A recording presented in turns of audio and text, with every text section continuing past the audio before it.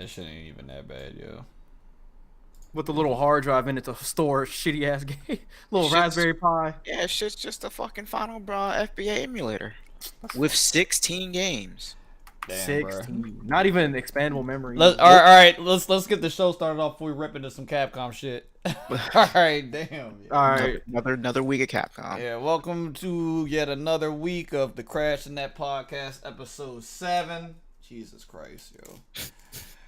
I feel like I'm fucking dying. All right, I'm be honest with y'all out in Streamland. This might be the most trash episode from my performance like to date. So if I'm boring, just pay attention to everybody else. It's whatever. But how's everybody doing? Gucci. Things are happening. Can't complain. So I guess we get things started off with the weekend wrap up. What happened? Don't mind me, I'm just gonna eat some shit. I'm definitely minding you. Mind me. Who's starting? EJ, go. What happened this weekend? Are you taking too long? You know what happened this weekend? Game What of Thrones happened this weekend? Oh yeah, that did happen. Yeah. I'm still behind the season, but that's not the point because not much happened that first episode, but enough happened. Yeah, I don't watch Game of Thrones. I know Kyle does. Oh, tell me why we don't have call-ins because of Game of Thrones. Because Sunday night, I was definitely supposed to work on call-ins, but I watched Game of Thrones. Jesus. Yeah, Thrones is dope. You know, if you're looking for spoilers and shit, you ain't gonna find that here. I ain't gonna. Nah, sorry. Let me borrow your HBO account. The thing is, I don't have one. I watch it. I watch it through AT&T. I get HBO for free through AT&T. Perk boys. Well, what did I do this weekend? I was in Michigan for How Michigan was that? Masters. Event wise, super fire. Probably like an 8.5 out of 10. It is a really good event.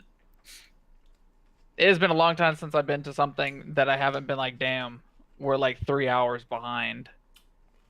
Yeah. And then and I just make like some bullshit excuse. Like Vic Viper was there, you know, big Vicky, and freaking Vic's like playing, of course, like 11 games, and my man's was like, sorry, my girl was like, I can't believe I had no time problems. I was like, that's crazy. But other than that's that, actually crazy. yeah, the event was godlike. So I will be there again next year. So I saw through the Twitterverse Oh. that you Oh, lost money. Oh, I got a son. Oh, I got a You, stepson. you you lost got some money. scrubbed. Yeah, you lost some money out here. Yikes. Hey. You got scrubbed right now from what I saw. That's Oh. not completely Well- accurate, but continue. I mean, I'm just going by what a picture said, and I was just I like, mean, oh, hey, The blow up. he ain't say the score, so it was close. hey, score don't matter when the money's in the Right, man's I was hand. about to Hey, say, hey, hey. L's a L. L's a I L, lost yeah. strip club money, so I'm not overly. Damn, so Money- what you're money- telling money, me though. is my man took your strip club money and decided to strip you of your money while Right. stripping in front of you. Don't by be stripping taking your your money. Whoa. You get, Oh so my that sounds goodness. like to me you got your strip club money You might and have it got went to the twerked right on. place. Yeah, you went to the right place. You just didn't. Yeah, expect it to go I to that guess place. so. Yeah. I mean, you're not wrong. You're not wrong. Just saying, man. Yeah, That's I mean, told you, I'm permanent retirement. You just gonna give money away like that? Right. You Might as well be. pass it over Hey, here. I gotta help the people in need. Okay. Jesus. So he was donating to the homeless. Kinda. Yikes. That's OD. Ooh, It'd be like that. it definitely be like that apparently. Yeah, EJ, can you turn off RuneScape? That'd be always What? I'm fun. not playing on. Okay. Anyways, yeah, what'd you do, EJ? Saturday, I'm pretty sure we just chilled. Sunday was super chill day. That was Game of Thrones day, chores day. So nothing. Absolutely nothing. But this weekend coming. Oh, not this one. Fuck. That's next. This dude is so freaking stupid. Anyway, Ah. we're gonna go to Hold my on, hold weekend. on, We're hold gonna on, go to hold my. on. All right, you better Hold on. hurry up. You better Hold on. finish it, man. I'm listening. 25th. That's what. Yeah, in game. That's it. That's all I gotta say. You know, a That- part of me really wants the movie to be trash. I hope it's really godlike. bad. Like, I kind of wanted it to be trash to make everybody sick. Would you be sick if it was trash? Nah, considering I read the comics, so like shit don't affect me. I just keep seeing that picture of Thanos with the cube. That's all I ever see. That's what's up. That's what's up. That's what's up. That's what's up. Oh, so my weekend, right? Yeah. So I didn't go to the Cherry Blossom Festival. I woke up on Saturday morning at like, what time did I wake up? I woke up at like 8 a.m. or some shit.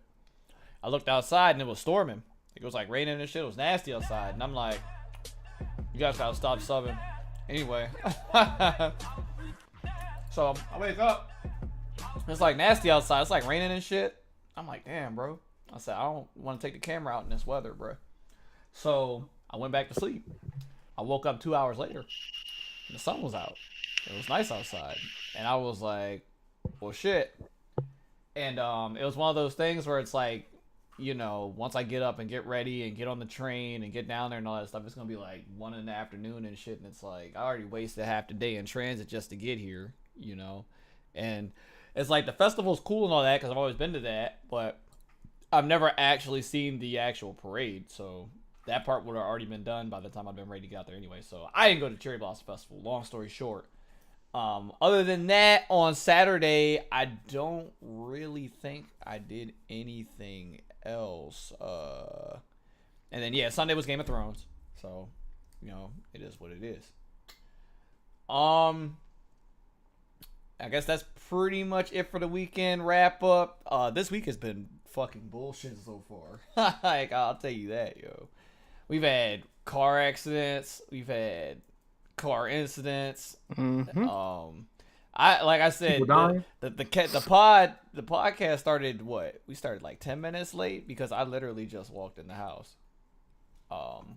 Shout outs to job or work being trash. Shout outs to a fuck ton of traffic because people can't fucking drive. Like the DMV is like gotta be the worst area for drivers. Like period. Like period. I mean, Hello? It gets nothing but you live in Florida, dude. Like Yeah. you're in a whole Yeah, I was nother- about to that's, say. that's not even the same universe, bro. Like you're in a Yeah, whole we nother already like, had this talk. right. You know what I mean? Nobody lives there. Anyway, the DMV and on Earth like is got to be like the worst place for like drivers and shit. Like period. Like it Fucking is just, Earth. it's fucking terrible, dog. I got rear-ended yesterday, so it's like shit. yeah. So I gotta like fucking deal with that. Insurance and all that bullshit. You know, technically I was supposed to talk to them dudes today, but I didn't find the time. Like honestly, there's so much stuff going on today, I couldn't find the time to talk to them. So they're gonna have to wait and hear from my ass tomorrow. You know, so it is what it is. And I know EJ was dealing with car things yesterday, or not yesterday, but Monday. So he was dealing with that shit. And then like today, I got delayed. It took me like almost 2 hours to get here from work because somebody got in a car accident at an intersection over in the most congested part of the route to get back here. So yeah, because of that the pod was a little late. I actually contemplated canceling it. Like I was like, yo, got halfway to the house. I was like, man, I'm about to just cancel this shit. Be whatever, but I'm a glutton for punishment and I do it for the people. So flash forward and we are here. Sick nasty. We are here. I actually have a lot on the agenda for today's episode. That's probably why I stuck through it because I put a lot of effort into this week's episode of the pod.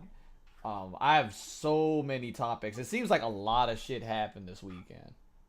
Like FGC related, game related.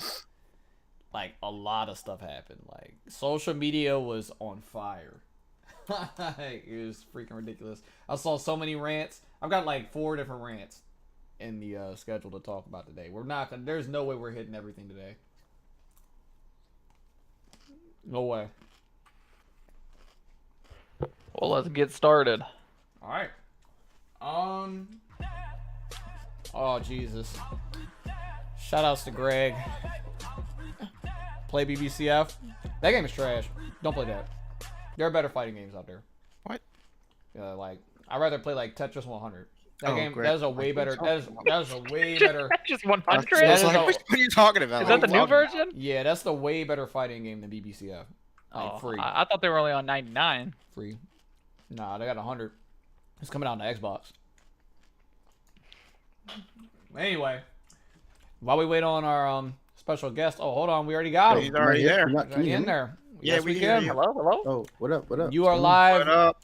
on the pod. I want to welcome Axel Boom to the podcast for tonight. At some point, one of these Bamas is going to interview you. I'm not going to do it. I'm tired.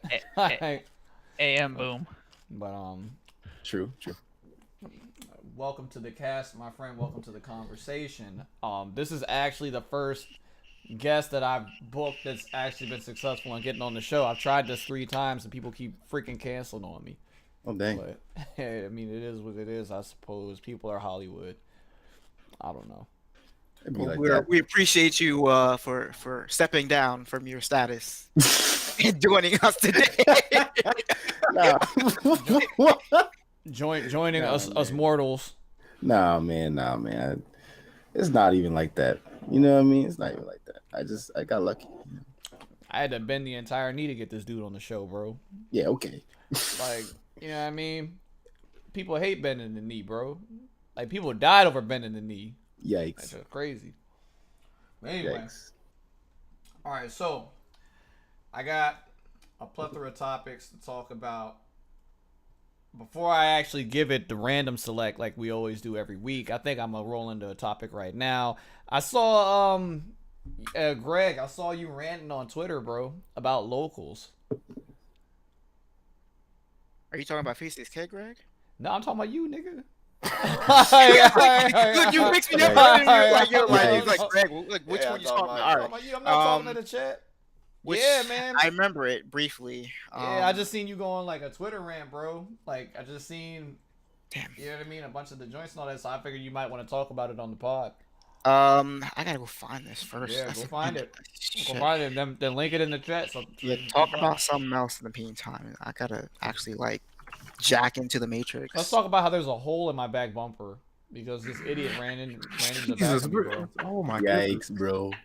Like yesterday, I was so tired from my work, God. it did not affect me at all. But like now, I'm kind of mad. Like a day later, it's starting to sit in. I mean, at least you didn't fuck up one of your other rims. I actually had to replace that. I had to buy another one. So that's actually fixed. It's like, I don't know, man. It's something about 2018 to 2019, dog. Like, my car is like a breeding ground for punishment. People just camping up. I got sideswiped at the cave the one night, and, you know, I got people rear-ending me, and then the drunk lady in the pothole, and it's crazy, man. I could rant the entire cast about it. I think it's the forces that be telling me I need to get another vehicle. You want to buy my car? Nah, I'm good on that. I Oh, think I'm close to that myself because I don't think I'm like worried about my car, but it's definitely in that point where it's just like I'm a little afraid something might be happening. The forces that be.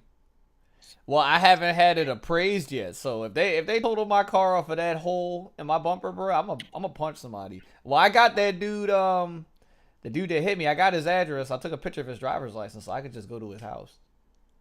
oh. And we could put What the about a gloves team on. activity? Yeah, we could put the gloves on. About to run the hands? Might have to if they total it. That's so I, good. res- I respect that. I'm not even gonna lie to you. I respect Oh, I think I found it.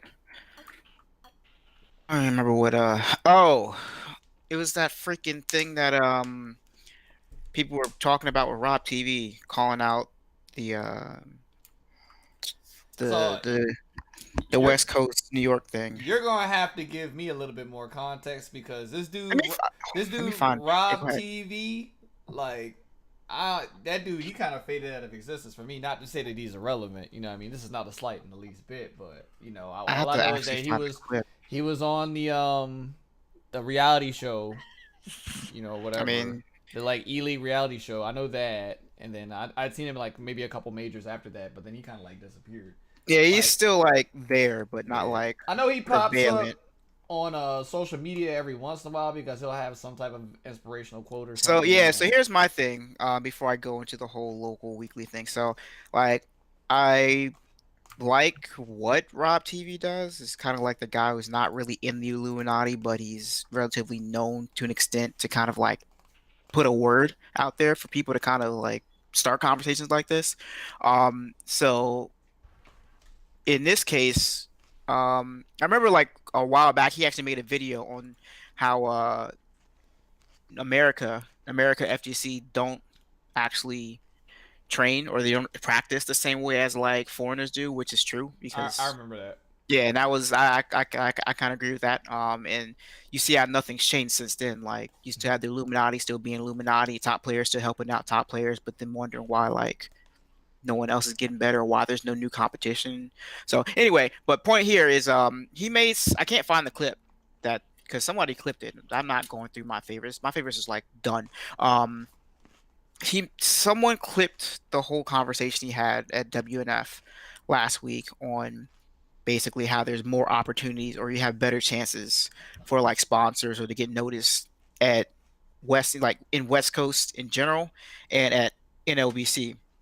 Which again, I mean, it's not the first time we haven't heard the conversation before. We hear it all the time about how New York and West Coast have it a lot easier because they have more visual recognition, which is true. I mean, no one's not denying that compared to like Midwest or Southeast or Mid Atlantic, where people know the players, but because they're not visually seen every week, or you don't hear about it every week, or not promoted every week, they just kind of get lost into the void.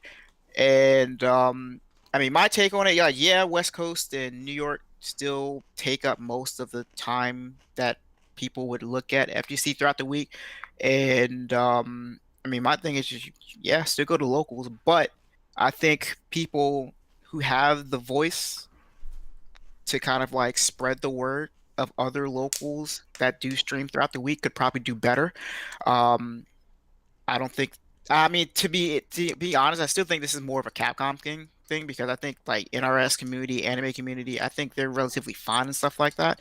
But I feel like it's more of a Capcom thing because it's such a bigger community that everybody wants their shine or everybody wants their chance to be sponsored or something like that. So but my point is, I definitely think people who have a reaching voice in social media, primarily Twitter, where most of FGC is, probably could do a little better on reaching, or not really reaching out, but spreading the word of locals that go on that aren't WNF and NLBC. I see people all the time tweeting out their links to their events, and it may get like 1 or 2 tweets because they don't have the pull. They don't have the social media pool to be able to grab new faces or new viewers. So like, it's just you can't say people aren't trying because people are trying, and you can't say that people aren't being consistent with it because it's consistent. It's just people are stuck in their ways of knowing just WNF and OBC Wednesday is pretty, is the FGC night. And it kind of goes by, I mentioned it in the tweet. It kind of reminds me back when SRK was still like the overall hub for Capcom stuff, when streaming slowly started picking up. They used to promote streams. They used to promote streams once you go into the forum section. They used to promote streams at the top of the banner or at the top of the page. And whoever had like the most streams would be at the very top of the list. And it was pretty great until Peaceful J became a thing. And Peaceful J literally was a 24/7 stream, and it just sat at the top there. So everybody would go to Peaceful J stream and just watch all the random people play. Sometimes you would have a top player come in there, and people would just flock to watch the top players play. And then, any other time, it's just a full room of people playing, randoms or not, and people would just watch. Wow. Meanwhile, your locals are, your locals and your weeklies that aren't NLBC, or at that time, I can't remember whatever it was called before, next level, whatever. They would basically not get any views unless it was New York streaming. If I remember right, I think Peaceful J used to actually just stop streaming for next level streams. I don't remember. I don't know. That's past time. But my point being is that, they were so gung-ho, like Event Hubs, everybody was so gung-ho about promoting Peaceful J that all the other smaller streams got little to no views, or they got just your local views and maybe one or two people that would stop by just out of like curiosity. But Peaceful J just kind of took everyone's views and everyone was fine with that. And I remember it was a thing before. At some point they stopped promoting Peaceful J, but at that point the damage was done, so it didn't really matter. Right. I actually think like on that topic, there's quite a few culprits to blame for this whole issue in the first place. The Peaceful J thing is definitely part of the issue. I also feel like the way that social media and internet connectivity as a whole changed over time has a part to do with it. Yeah. Mainly because, all right, so as you said before, we had SRK as a central hub, and it wasn't even just for stream exposure, but you had the forums and so on and so forth. It was a central hub for everything related in the FGC. You know what I mean? But now it's like we're in an era where social media, like, it's actually like some awesome alien shit. Like, social media is so important when it comes to marketing, when it comes to advertising, when it comes to influencing, that it kind of became like an unstoppable monster, like, in a sense. So now it's like everybody has a voice, with Twitter, with Instagram, and with FGC. It's like, instead of us having SRK, because the platform didn't really evolve, it got the same thing with Dustloop. Like, the platforms didn't really evolve, like, it kind of just died out with the times over time. Mm-hmm. But now we have Discord, so it's like everybody has a voice. You know what I mean? Mm-hmm. Like, everybody has a voice.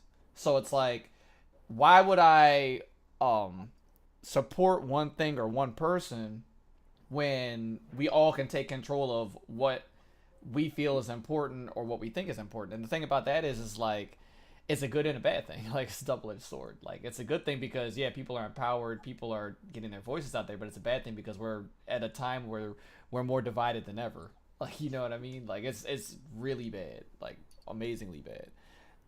As far as like streaming goes, same thing I was saying before with the way that social media is. I feel like it's harder for smaller scenes and smaller players and individuals to get noticed now, because they do not understand how to utilize social media properly to get themselves noticed. Like, so it's not even just a thing about clout, right?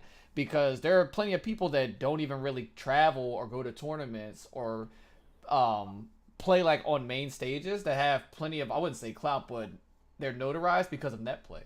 Like, there are plenty of people that are like, yeah, I have no idea what this dude looks like, but he's always on net play. Like, and he does cool stuff.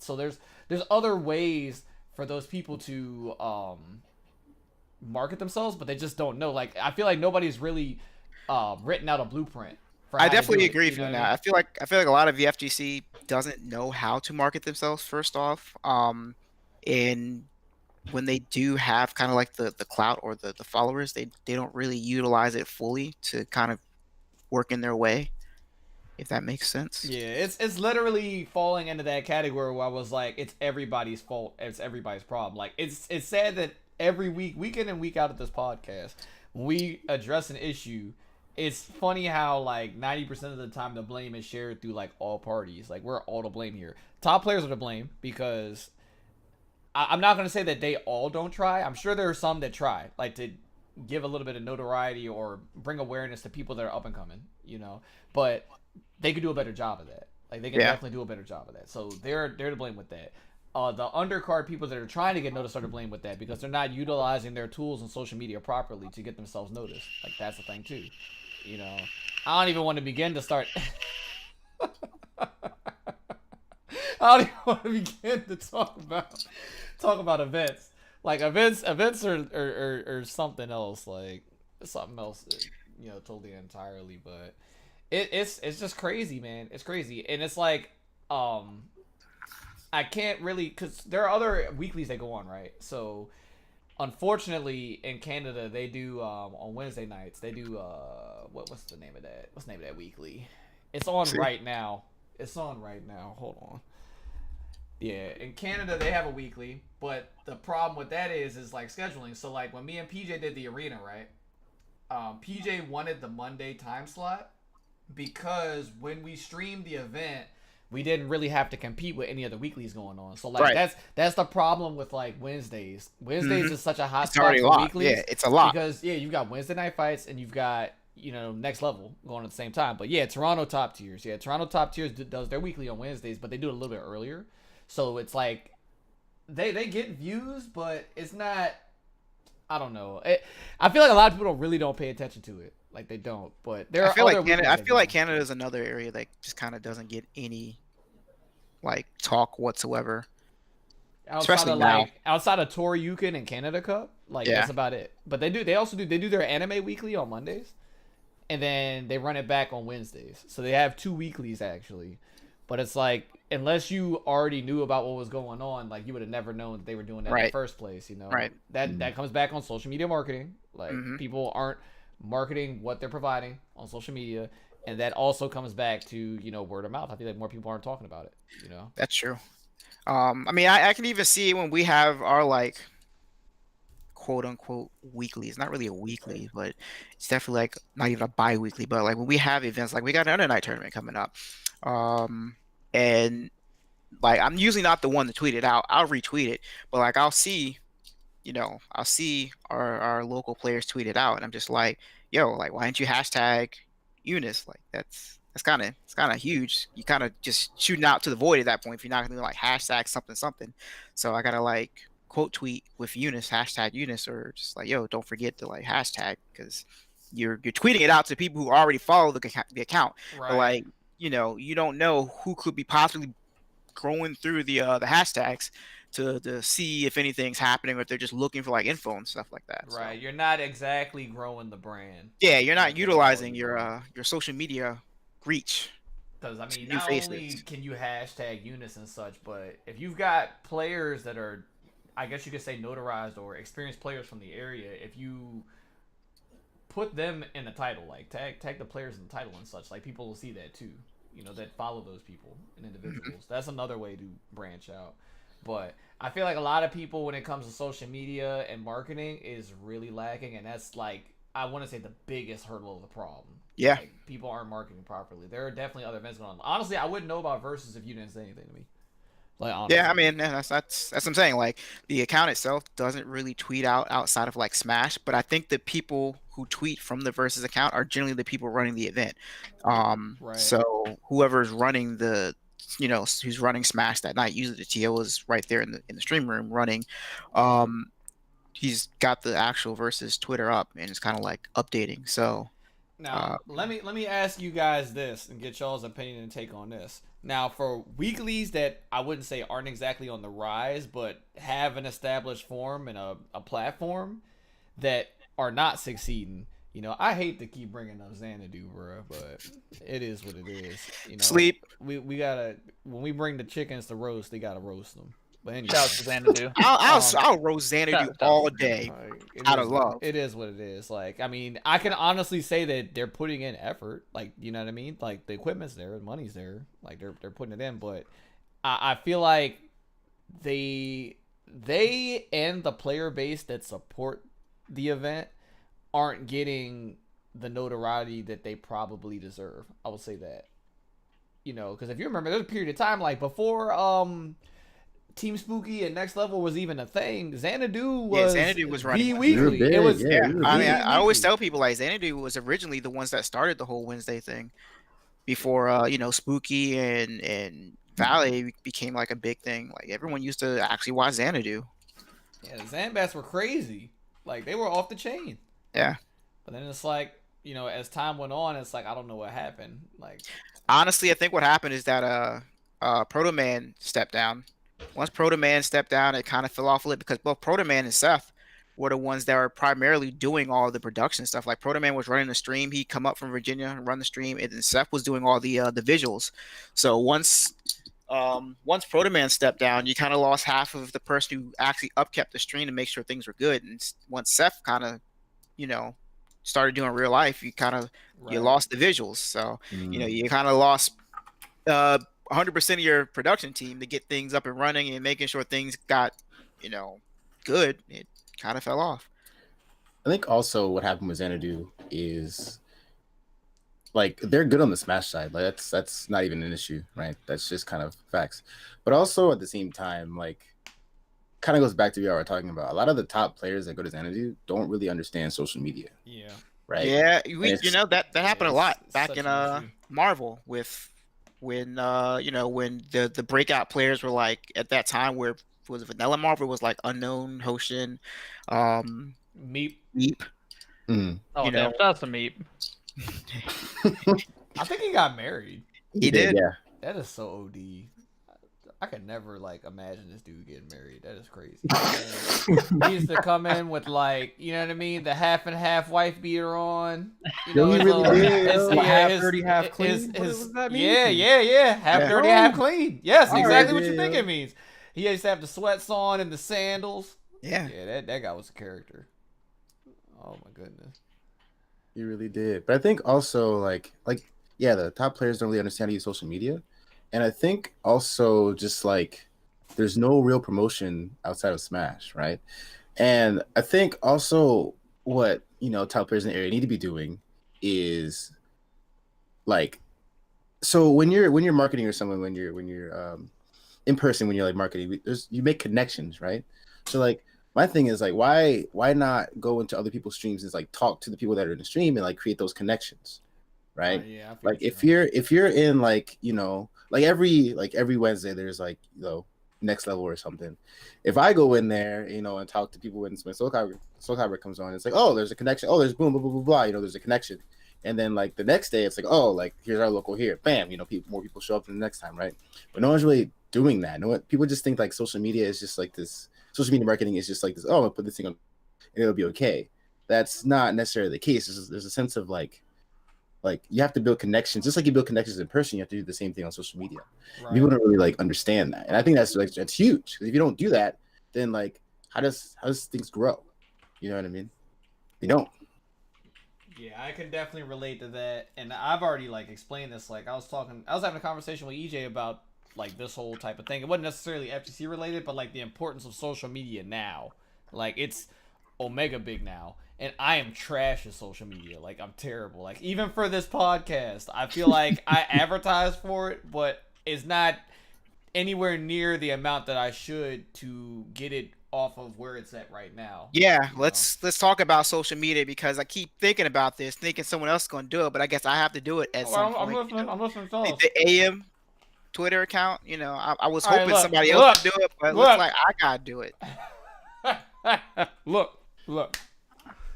I was gonna do it, right? I was gonna do it right before Frosties, but I didn't do it because I wanted pictures of the players and of like us. I wanted content. Like I didn't want to just launch the page with no content on it. You know what I mean? I would have legit launched the page and the default picture would have been the egg. Like I don't. I would have put the Animafia Jones with the Oh, the S logo. picture Yeah, as a profile pic as a start, but I don't want to leave it with a dead banner. Right. DJ. That's the thing. Yeah. The Ernest. banner kind of killed me too, yo. I'm waiting on the banner, and I still ain't heard on the banner. Just throwing it out there. We need a banner. You want to turn your mic off? No, it's definitely on. Okay. I'm not- Okay.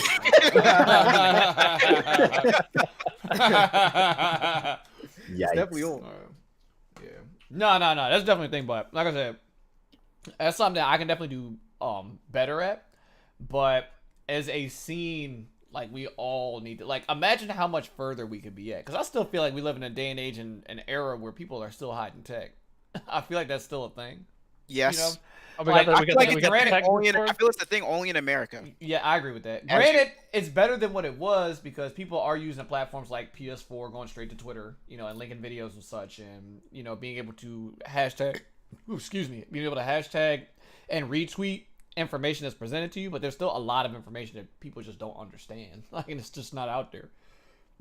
Like, I think I feel that we still live in an era where that's a thing, And Yeah, it that's goes- another thing. That's Right. another thing that was brought up a while back on how the shift from forums to social, from the forum social media over to like Twitter and Discord, and how a lot of stuff just kind of gets lost in the transition, or it's just really not kept up. So a lot of the wikis are either not up to date or they're just empty. And I mean, nothing's changed since that talk. Maybe a little bit, but like I mean, you go to the Blaze Blue wiki, it's still pretty dead empty. Guilty Gear's like hit or miss, but I think they keep up a little more than most of the other anime communities. And the Like, wikis are inaccurate. Like a lot of them, yeah, they have the frame they're data on there, and the frame data is wrong.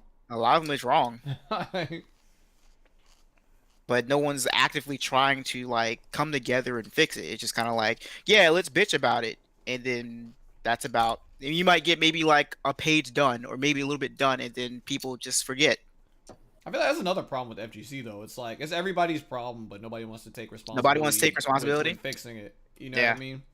Because this problem right here, where like scenes or locals not being recognized or I don't know, having attention brought to them, could be easily fixed if the people that support the event did the marketing for the event.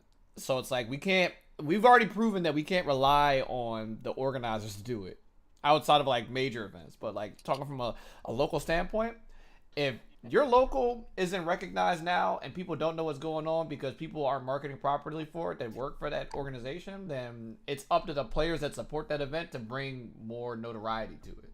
You know what I mean? You go there, you play there, put something into it. Like, I know it's asking a lot because it's already difficult to be a player. Like, that's one thing, but if you truly want to see your scene thrive or your scene grow, like, you know, sometimes you gotta put a little extra in. It's just how it is, you know? Like, it Right. honestly is just how it is. But I think therein lies the issue, right? Most players don't know how to market themselves, nor do they know how to market their scene, right? Right. And so, what's the easiest way to market your scene? Well, go win something, right? That is like the number one way to market your scene. Oh, this random dude, random swordman 9982 from the Midwest just won this random major. You know what I'm saying? Where do you play? Oh, I play da-da-da-da-da. Now you got views, right? Right. But at the same time, it's like that's not easy. It's not. You know what I mean? Like it's difficult. And then like this is also something I was thinking about when it comes to content creation. You know, the FGC is talking about content creation. That's a big, huge topic. But like, not everybody knows how to create content that's good, right? And that like, sure, like there needs to be more content, and sure there needs to be more marketing. But like, there's good marketing and there's bad marketing, right? There's good content creation, there's bad content creation, right? So it's like, yeah, we do need to market more, and yeah, we do need to create more content, but like, I don't want terrible content flooding the internet. Yeah, that's one of my biggest pet peeves with just like not even just content creation, but with FGC matters in general. Is like I'm a huge proponent of misinformation. Like it really pisses me off to see. You want to add to this misinformation because y'all just keep bringing up all this stuff that I've been like holding out on, but you just bring it up. Specifically, I remember SRK posted like some bullet tutorial, and it was like extremely off. Like people were like, "This is like CF1 CP information. Like, how are you promoting this?" And like all the information that's in it's wrong. And it's like, oh, I'm gonna just post on the front page, and it's just like none of this is right. Yeah, I feel like we're in a period in the FGC where it's like people want content, but who do we know that is actually responsible enough to be able to provide that content? Like that's the thing, because it's like the people that are already providing it, like it's the same washed. Well, I wouldn't say washed up, but it's the same. You know what I mean? People you see all the time. You know, you got you know the bigger figureheads and stuff. Like one of the biggest outlets of content originally for the FGC was Cross Counter, but that's not a thing anymore because you know Mike Ross doesn't support that, and Gutex is you know doing what's it called was it IRL Twitch stuff. Like he's doing that. Like he's not even out. Is he even FGC anymore? I don't know. Yeah, I don't know what Gutex is. He's an enigma now, like to Hollywood, you know. And then it's like out of that was like Filipino champ. He put out a lot of content, but he's an enigma too. I don't know where he's been. You know what I mean? And it's like everybody that's left is you got these commentators. The commentators have been putting out content, but those people that commentate, it's like yeah, they may know what they're talking about and all that. They don't exactly know how to present it to the masses. I would say the proper way. And then also they're not as intricate in what they're presenting in their content because they're not really playing. I guess I like casually. They're playing casually. You know what I mean? It's kind of hard to present a competitive mindset to a group of individuals when you're not competitive. If that makes sense. Like it's just it's crazy, man. And honestly, a lot of that also ties back into to your reach. Which I mean, I see Soap in the chat kind of talking about it. It's like you got dudes who will post content and it could be real good content, but like if nobody knows the dude, 9 times out of 10 is not going to reach out to anybody. So it's just like he puts it out there for people to reach out and talk about. If nobody picks it up and passes it on, it's just like, well, how is it supposed to get out there? No one knows the dude, but if like a known player puts something out, yeah, everyone's gonna notice about it because they're gonna retweet about it. They're gonna obviously watch it as a known player. But like if it's a unknown player posted some really good tech out, unless they know somebody or unless they actually blast like every little social media spot that they have or know, like it's like who's going to see that? You know what? I can attest for that. I'm gonna bring back something that happened almost a decade ago, right? So way back when, right? Marvel 3 just came out. And then Marvel Ultimate came out, right? Same year. It's crazy how the fucking Capcom. Anyway, so same year Ultimate comes out, right? And dude from this area, Just Jeff, Jeff Wynn, some of y'all may remember him or know him as Doomface. He was a Tekken player, played Roger Jr. for a long time, but he also played Marvel. And he played Marvel 3 really hard, right? So we used to play all the time. Like at my house, I had to stream and everything. And I wouldn't necessarily call it a weekly, but we had events weekly that we held at my friend's house. And we streamed it and put information out there and shot videos and all that. We just put tech out, right? So one day he was in the lab with Dr. Doom, because that was like his main character or whatever. And he started doing like really crazy stuff with TACs. Like he was doing like this wild combo. He was like, yo, you can stay in the air mad long. And he was just like showing me all this stuff. And I was like, yo, you should probably upload this. Like upload that shit. So he recorded it and he put it on YouTube. And he did like this elaborate like all the way stairway down combo with Doom, where he's doing like a bunch of reps and all this crazy shit. This is before the Infinites were a thing, right? Right. So after he did that, he told me, he's like, yeah, I'm pretty sure this isn't limited to just Doom. I think everybody can do this. Like you should go in the lab and test this out, right?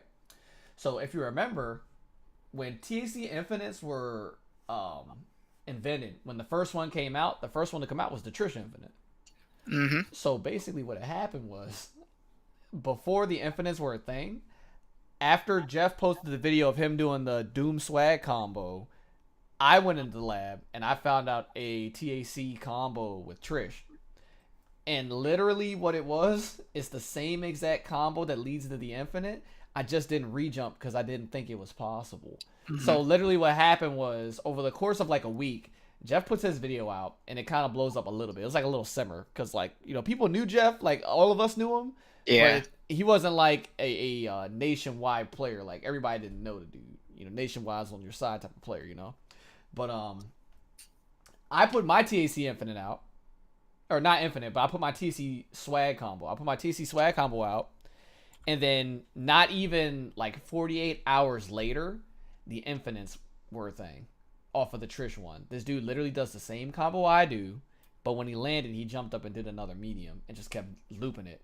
So like through that, and you can look at the timestamps on YouTube, me and Jeff are kind of the forefathers to TAC Infinites. We kind of created that shit. And then it's like, so Jeff figured out the Doom stuff first, right? And then like a month later, Marlin Pie literally starts doing his combo. And then from that point on, like TAC swag combos, TAC Infinites were known as the Marlin Pie. Like right. He adopted it, though he didn't figure it out. And it's all on YouTube. It's timestamped, And there were people, it's funny because there were like people that weren't necessarily known in the FGC, but like underclass people that were defending it. They would get in the comments and stuff, be like, yo, real talk, you didn't figure this out. Like this dude Jeff did. And I remember there was this whole like argument about it. Like there are people like, no, Marlon Pie did it, yada yada, whatever. And there's people that knew the truth and would link the video of the swag combo from before. So I can definitely say that clout and and status hold so much weight, like amazing weight. You could have the best content in the world, like you could figure out something game breaking. But if you're not marketing it properly and you ain't got the clout to get it out there for people to see it, like, yeah, you're going to be a nobody and you will get overlooked. Like, it's definitely a thing. Like, definitely a thing. Like, it's actually crazy to think back that how broke that game kind of ended up towards the end of the meta. We had a hand in that. But people will never know that. They will never know that. Fucking DMV, man. Like people are too talented here. Like It's a waste, man. We're, It's a we're- waste. we're too talented and too underappreciated. I will say that, yo.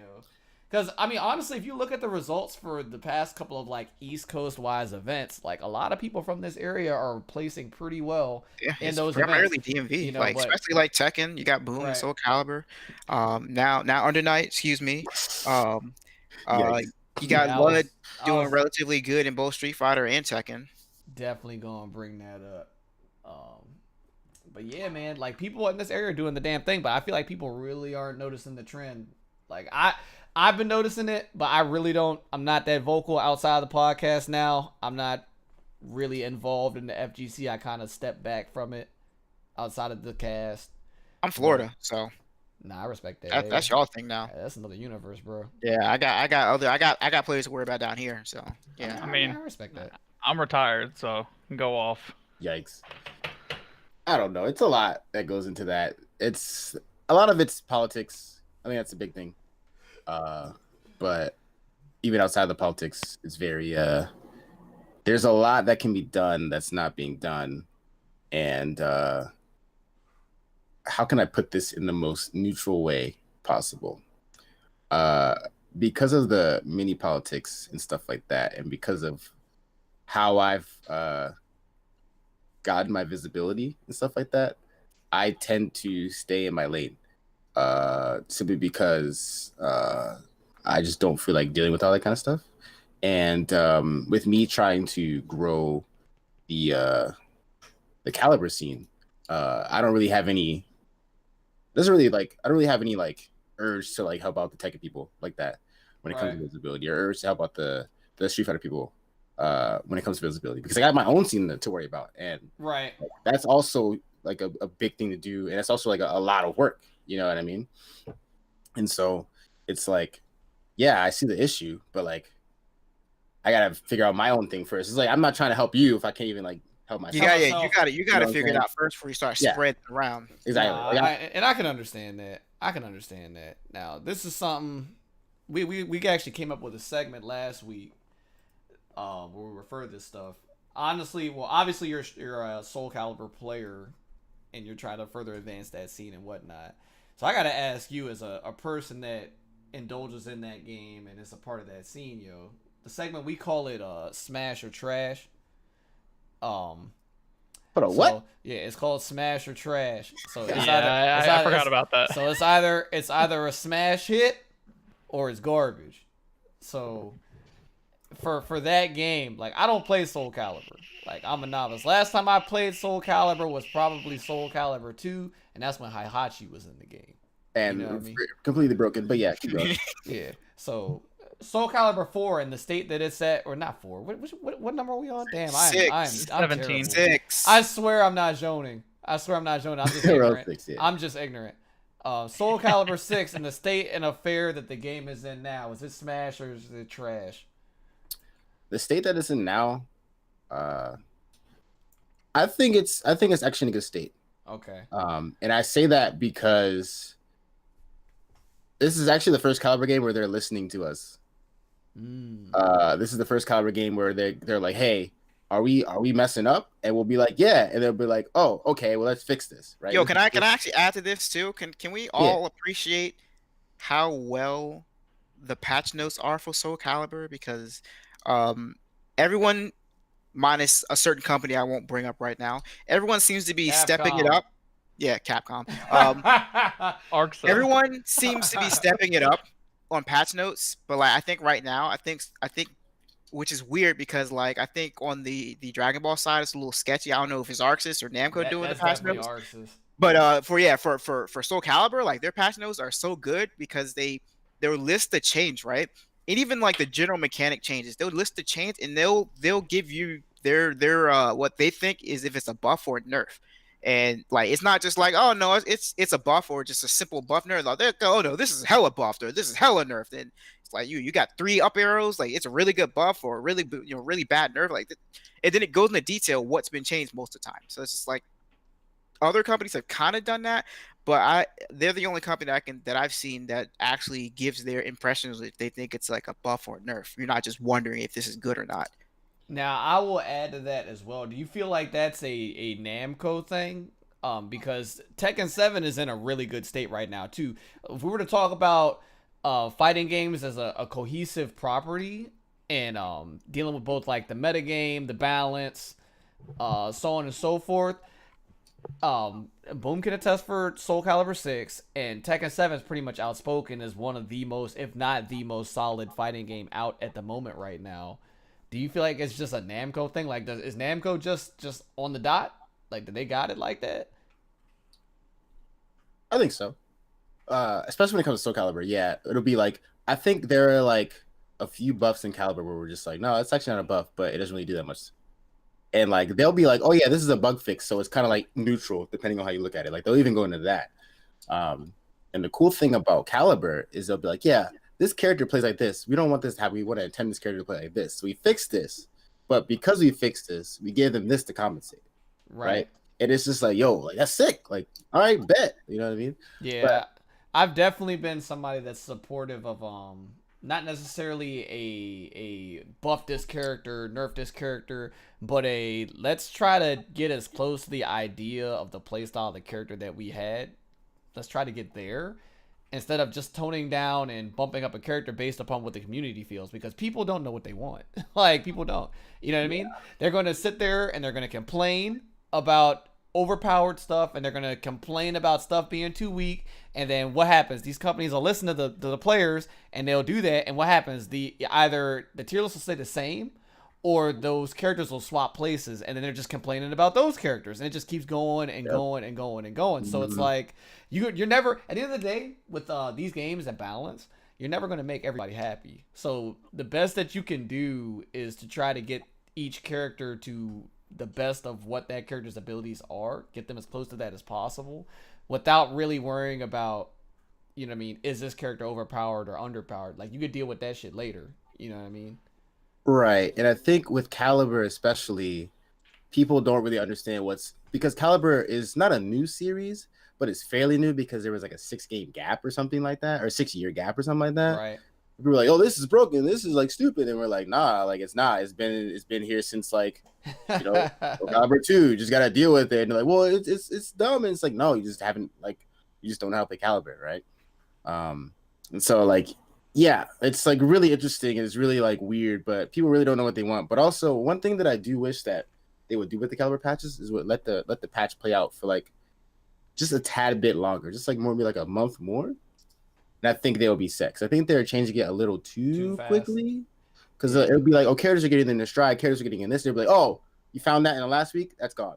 It's like, wow. All right, well, I mean, yeah, it was kind of busted and broken, so it should have been gone. But like, let me get a patch to play with it real quick. You know what I'm saying? Like you know? Right. No, I understand that, because I feel like for a period of time with some of the older Mortal Kombat's, NetherRealm was like that. They used to have patches like every 2 weeks, like 2 patches a month, so on and so forth. And it's like, with these developers, are we at a period of time where the developers don't really have faith in the community to adapt? Like, is this where we're at? Because I feel like with patching and dealing with that, it kind of takes a little bit away from the game. Granted, there are a lot of positives to patching. There are a lot of positives to it. But at the same time, it's like back in the day, we had games that never got patched. Like, it came out, and that's what you had to, like, if you like the game, you're going to have to deal with it. Like, you know what I mean? That's just part of it, you know? So, I don't know. I don't know if I would consider that a good or a bad thing for the scene now, but I can definitely sympathize with what you're saying. I think it's more, when it comes to that, I think it's more the casual crowd, right? Because like we only see the competitive side of things, right? We don't really consider the casual side. And when people are like, oh, well, why, like, Flapjack rings out, it's such a hard break, blah, blah, blah, blah, blah. And it's like, well, it's not, but in order to keep the casual entertained, you have to change it, right? Because that's where the bulk of your money comes from. That's where the bulk of your support comes from. Like, yeah, the competitive players play the game. That's like your, I guess, not your best support, but I guess your most hardcore support in a sense, depending on how you look at it. But when it comes to your actual support and money and stuff like that, the casuals are the big crowd. That's like your number one crowd, right? And that's kind of what Caliber's doing. Is they're like, yeah, we're gonna cater to the competitive to the competitive scene a little bit, but if the casuals say something, it has more weight, which Right. I don't think casuals understand. Yeah. They Nah, really don't understand that. I can definitely agree with that, and I feel like it doesn't just extend to the Caliber scene. I feel like all of us are suffering from that right now. Yeah. Like it's a little bit of everybody because these companies, at the end of the day, and we've said this before on this podcast, at the end of the day, they're trying to make money. Like it's about the money. You know what I mean? Yeah. Competitive players make up, if not maybe 20 to 30% of the consumer that purchase these games. Like 70% the casuals, the dudes that'll buy the game, play it for 2 weeks, and trade it in, or it'll sit there. Like one or the other. Like these are the people they're catering to. And the problem with not even just those people, but like even the competitive players, our society is it's not about like what have you done, but it's more so what have you done for me lately. So it's like, you know, people aren't thinking about the stuff that the games have done right over a prolonged period of time. It's more like when are we getting the next DLC character? When are we Right. getting the next patch? Like everybody's looking forward to something new, and they're not being complacent or more so appreciative of what they have in the moment. Yeah, it's like people are just buying the game so they can complain about what's currently in the game and then complain when the next patch is coming and then complain when the next character's coming. Only to complain that they haven't heard anything and they expect an announcement for more complaining. It's just like, why'd you buy the game if you're going to complain? Like, do you like playing the game or do you just like buying the game so you can complain about what's not In the coming? game, yeah. I mean that's the thing with the BB tag community I don't really like so much. Like everyone's like complaining and bitching about when's this coming, when's the patch drop, and the patch drops this time. Why is it like are you playing the game right now? Are you literally playing the game right now? Like I guarantee you, whatever you're complaining about won't change what's going to come once it comes. It's going to be the same game. Nothing's going to change. You may get like one or two new characters, but like, are you going to be done complaining? Of course, you're not going to be done complaining. So you just kind of have to suck it up. Honestly, I feel like after that patch comes out, the game is going to be worse.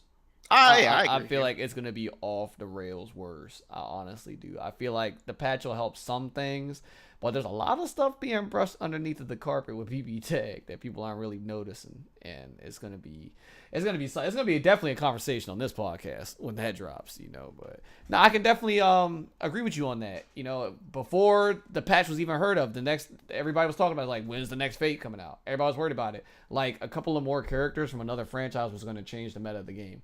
Like it's not. It's You know what I mean? not. It's not. Same thing with Nothing's Street Fighter changing. 5. Nothing's You know going what I to mean? change.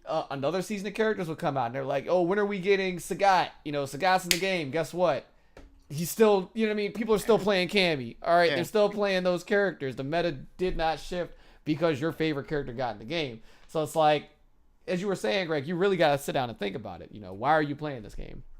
Do you really enjoy the game, or do you enjoy talking about and complaining about the game? Because it's Yeah, like, definitely. I it's like feel you're like never a satisfied. lot of people are having more fun complaining and being negative and not playing the game, as opposed to trying to figure out why things work out this way or trying to find out new tech to post for people to kind of like be excited or hyped for a character. And like shout outs to like Jibbo, Automatic, and Javits. Like I know they're like primarily Street Fighter dudes, but I do follow both of them, and I appreciate Javits actually just being a lab monster and just posting crap up. Yeah, Because those two are what I would call your proponent content creators. Yeah. They put out actual useful information, and I feel like they're kind of underappreciated too. Like, yeah, people know Javits and a lot of people know Jibbo too, but I feel like they're not, you know what I mean? It's not as televised as it should be. I'll Right. just put it that way. And I know Jibbo streams, but I've been in his stream. I've been in his streams a few times just to kind of watch and see, what he's doing. And like, I honestly would support Jibbo playing Street Fighter 5 just because he knows the game is BS. But like, instead of complaining about it, he just kind of sucks it up and plays it anyway while finding out tech to pass on to other people who are interested. So, yeah. So before we move on to another topic, does anybody else have any other input on locals being overlooked? Not really. Good on That that. Y'all was pretty pretty much much said it. everything I was thinking. Okay, that actually went a lot longer than I thought it was going to, but that's cool. Because one of the topics I have, I don't think I want to do with this podcast. This might be an entire podcast on this one topic. At some point in time, we're going to have to talk about tier lists, guys. Oh gosh. Oh my. Yeah. Yeah. At some point, so I'm gonna actually save that and put that on the back burner. Yo, bring me back for that one. Like, yikes, that's a big yikes. Yeah, I got you. Yeah, that is gonna Yeah, be. please bring Boom back because you remember that NEC? Yeah, with me, you, and Aaron. Mhm. Boom. I've been Yeah. saving that topic for so long because I know it might be a two-parter, yo. All right, cool. Let me see here. All right, so like I said, Twitter was on fire this past weekend, and For what part?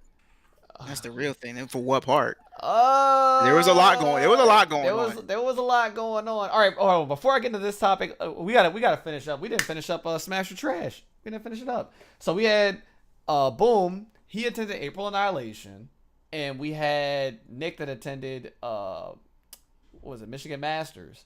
So I gotta ask both of you guys, from an event standpoint and a tournament standpoint, Smash or Trash.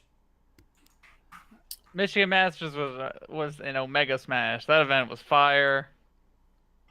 I'll show that event till I die. April Annihilation. Yeah, Smash or Trash, boy. I think We keep it 100 over here, like this podcast. it was kind of trash, but it was the first one, so it has like that what's it called, the excuse, right?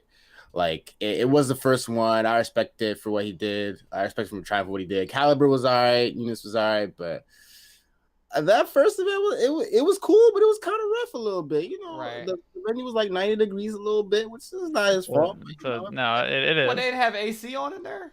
all right, the heat broke. The heat broke. I'm sitting here like drenched in sweat because I went to commentate, right? I went to commentate for Caliber. That was a blast. Commentating is always a blast, right? And then like I get up and I'm like, dang, yo, like why I got a sweat stain in the seat? Oh wait, it's 90 degrees in here, like bro. Yo, like, what is it with Big E tournaments or just tournaments in Big general E. lately Son. where there's like a heat problem? Like if it's not the AC, it's like there's no hot water. What is with this? This and dude I- they EJ don't was want you to begging me to shower. go to this event, bro. He was like, bro, he was like, April Annihilation, man. April what? Annihilation, dog. You trying to get me to go to that joint, man? And I'll it's do like, it. bro. So we went to the team tournament, right? Okay. And they're like, did you register online? We're like, no, like it's a team tournament. I don't think you register online for team tournaments. I didn't know we were in that era, right? It's like, well, it's $40. It's like, what? Excuse me? What, per person? You missed. No. It was You $20 missed for- last week. in total. You missed last and week's conversation. Hold with, on. How big are the teams were? What, It 3? was for Caliber, it was 2v2, but for Tekken, it was What? $60 per team. Huh? Yes. I'm not lying to you. If you didn't pre-register for teams, you had to pay 10 for the venue okay, my bad. 10 for the venue for that Friday. That doesn't count Saturday. What? Yeah, That was for that night, for that 2-hour time like period. You had to pay $10 for venue plus $10 for a team. It was dumb. What? So you know that meme where it's got like she's like a older white lady and it's got the mathematical equations going around. It's like the 4 different things. Yeah, that's literally what I'm looking like right now. Like, it just does not make sense to me. I went to team with Ramon. Okay. And we were like, yeah, what's her team? We were like, yo, we don't know team name. We were like, all right, whatever, let's just sign up. She's like, $40. We're like, what? Yeah. And like Piggy, shout out to Piggy, she's homie. He was like, yo, I'm looking for a Tekken team. They get up to the thing and they're like, yeah, it's 60 for the whole thing. Piggy was like, nah, I don't want to play teams no more. He was like, I'm good. Wasn't it? All right. So let me ask this. So was it at least a double elimination bracket for teams? No, it Or was it single All elimination, right. Oh my god. Bro, I was like, I don't want to play teams. And then Ramon was like, yo, you want to play teams? And I was like, nah. And he was like, come on, it'll be fun. And I was like, nah. And he was like, bro, like, just do it. And I was like, all right, bet. And that was the worst $20 I ever spent in my life. I'm gonna have to pop a yellow one for that. damn, a yellow one though. Yeah, I had to pop a yellow one for that. That's OD. Yo, fucking It- tournaments, dog. Jesus. Wow. This is a true story. True story. I believe it. I believe it, yo. Especially with the way, and like, this isn't even a slight towards like Big E events, because tournaments as a whole are kind of guilty for this. The windows for early registration to like regular registration to like late registration, and, Motherfuckers are like, making it like a week. right, and the bump ups in the price are fucking ridiculous. Like, there's like $20 increments. Yeah, Like, it'd it's be like- crazy. It'd be like, early registration today until tomorrow. Then it'd be like, it's $40. Then it'd be like, oh, you missed it? $80 $80. for regular registration. It's like, hello? Like, what? Why am I getting stroked? Like, why? My wallet, bro. My wallet. That's the Evo special right there. Freaking early bird, $60. Oh, early bird's done. Like freaking $100. I'm like, are you kidding? Nah, that shit's inaccurate. Early bird's like $90 with no water, and you gotta buy your water when you get in the No venue, shirt bro. included and anymore. you gotta buy your water, yo. They say right, you gotta stay hydrated. Shirt down ain't here. even free no more. They say, How dare you expect something to be free? You know what I kind of wanted to happen, yo. Like, I don't wish death on anybody, bro. But if somebody died from dehydration at Evo last year, oh my god, that'd have been so good. That'd have been so good. I want to see somebody literally on the ground as a pile of dirt, like literally just some clothes and some dust, because my man had no hydration in his body, bro. Man That's got what I snapped at Evo. He said, Jesus. you know, Yeah. what I mean? Like, just kill that. Junk. I'm not feeling so well. That's OD, dog. That's OD. But I didn't really expect anything else. There's room for improvement for Spring Jam. So it'll Spring Jam.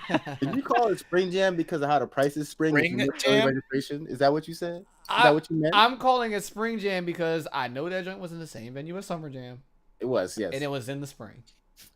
So- Yeah. so it's Spring But April Jam. Annihilation, though. Yeah.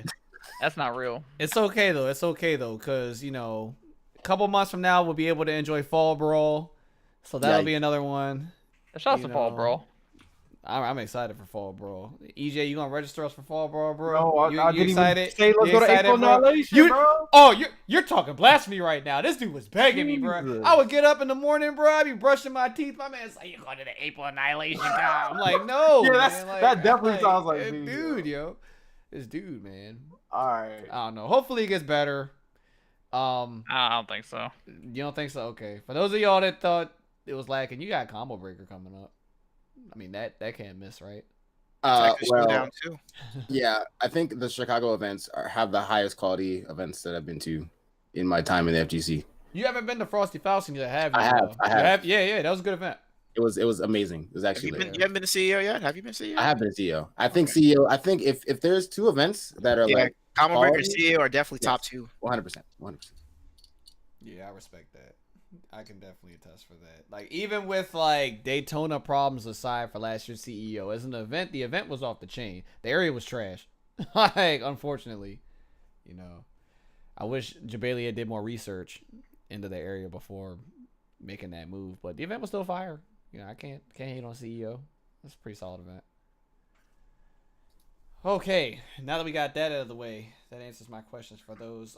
Congrats to the Eunice champion for Yeah. April Annihilation. Up and coming. He bodies everybody in this scene, so like Damn, y'all some trash. it's a given. Y'all some trash up here. We're pretty bad. Not to Is say it? army up there. Okay. I garbage at locals, like legitimately. How are you garbage at locals? Nobody's good here. Nobody outside of Stefan. Matthew Soma. I was including them. They're not good either. Damn. But like, Like, the thing about Eunice is, and me as a player is well, one, Eunice is mad fun. I will show for that game for the rest of my life. But I think that me being able to play, so fun fact, I'm an 09er, right? okay. I'm 25, I'm 09. I've been playing since I was 16. Like, Boo. hey, well, like, you can hold it. I'm the OG now. Anyway, I'm the OG. shut up. Anyway, so it's like one of those things where like I have a lot of fundamentals, right, that people don't really understand. And when it came to Eunice, one at Edward Algie, okay, let's be real, nobody was there because everyone was at Michigan Masters, which that's not my fault. Yeah, we definitely said Hey, it's not your look, fault. the way I see it is, It's if your you money. win an event, regardless of who is there, a win is a win. That's- you know what I mean? that's We'll what I'm take saying. one. Nah, I respect that. I hate when people try to discredit people, being like, "Oh well, that doesn't count because nobody was there." I mean, you got a trophy, right? It's, Yeah, I got yeah, it, right. yeah, you won. You know what I mean? You won Do something. you see my trophy back You there? didn't win that. Like, you got a trophy for professional begging.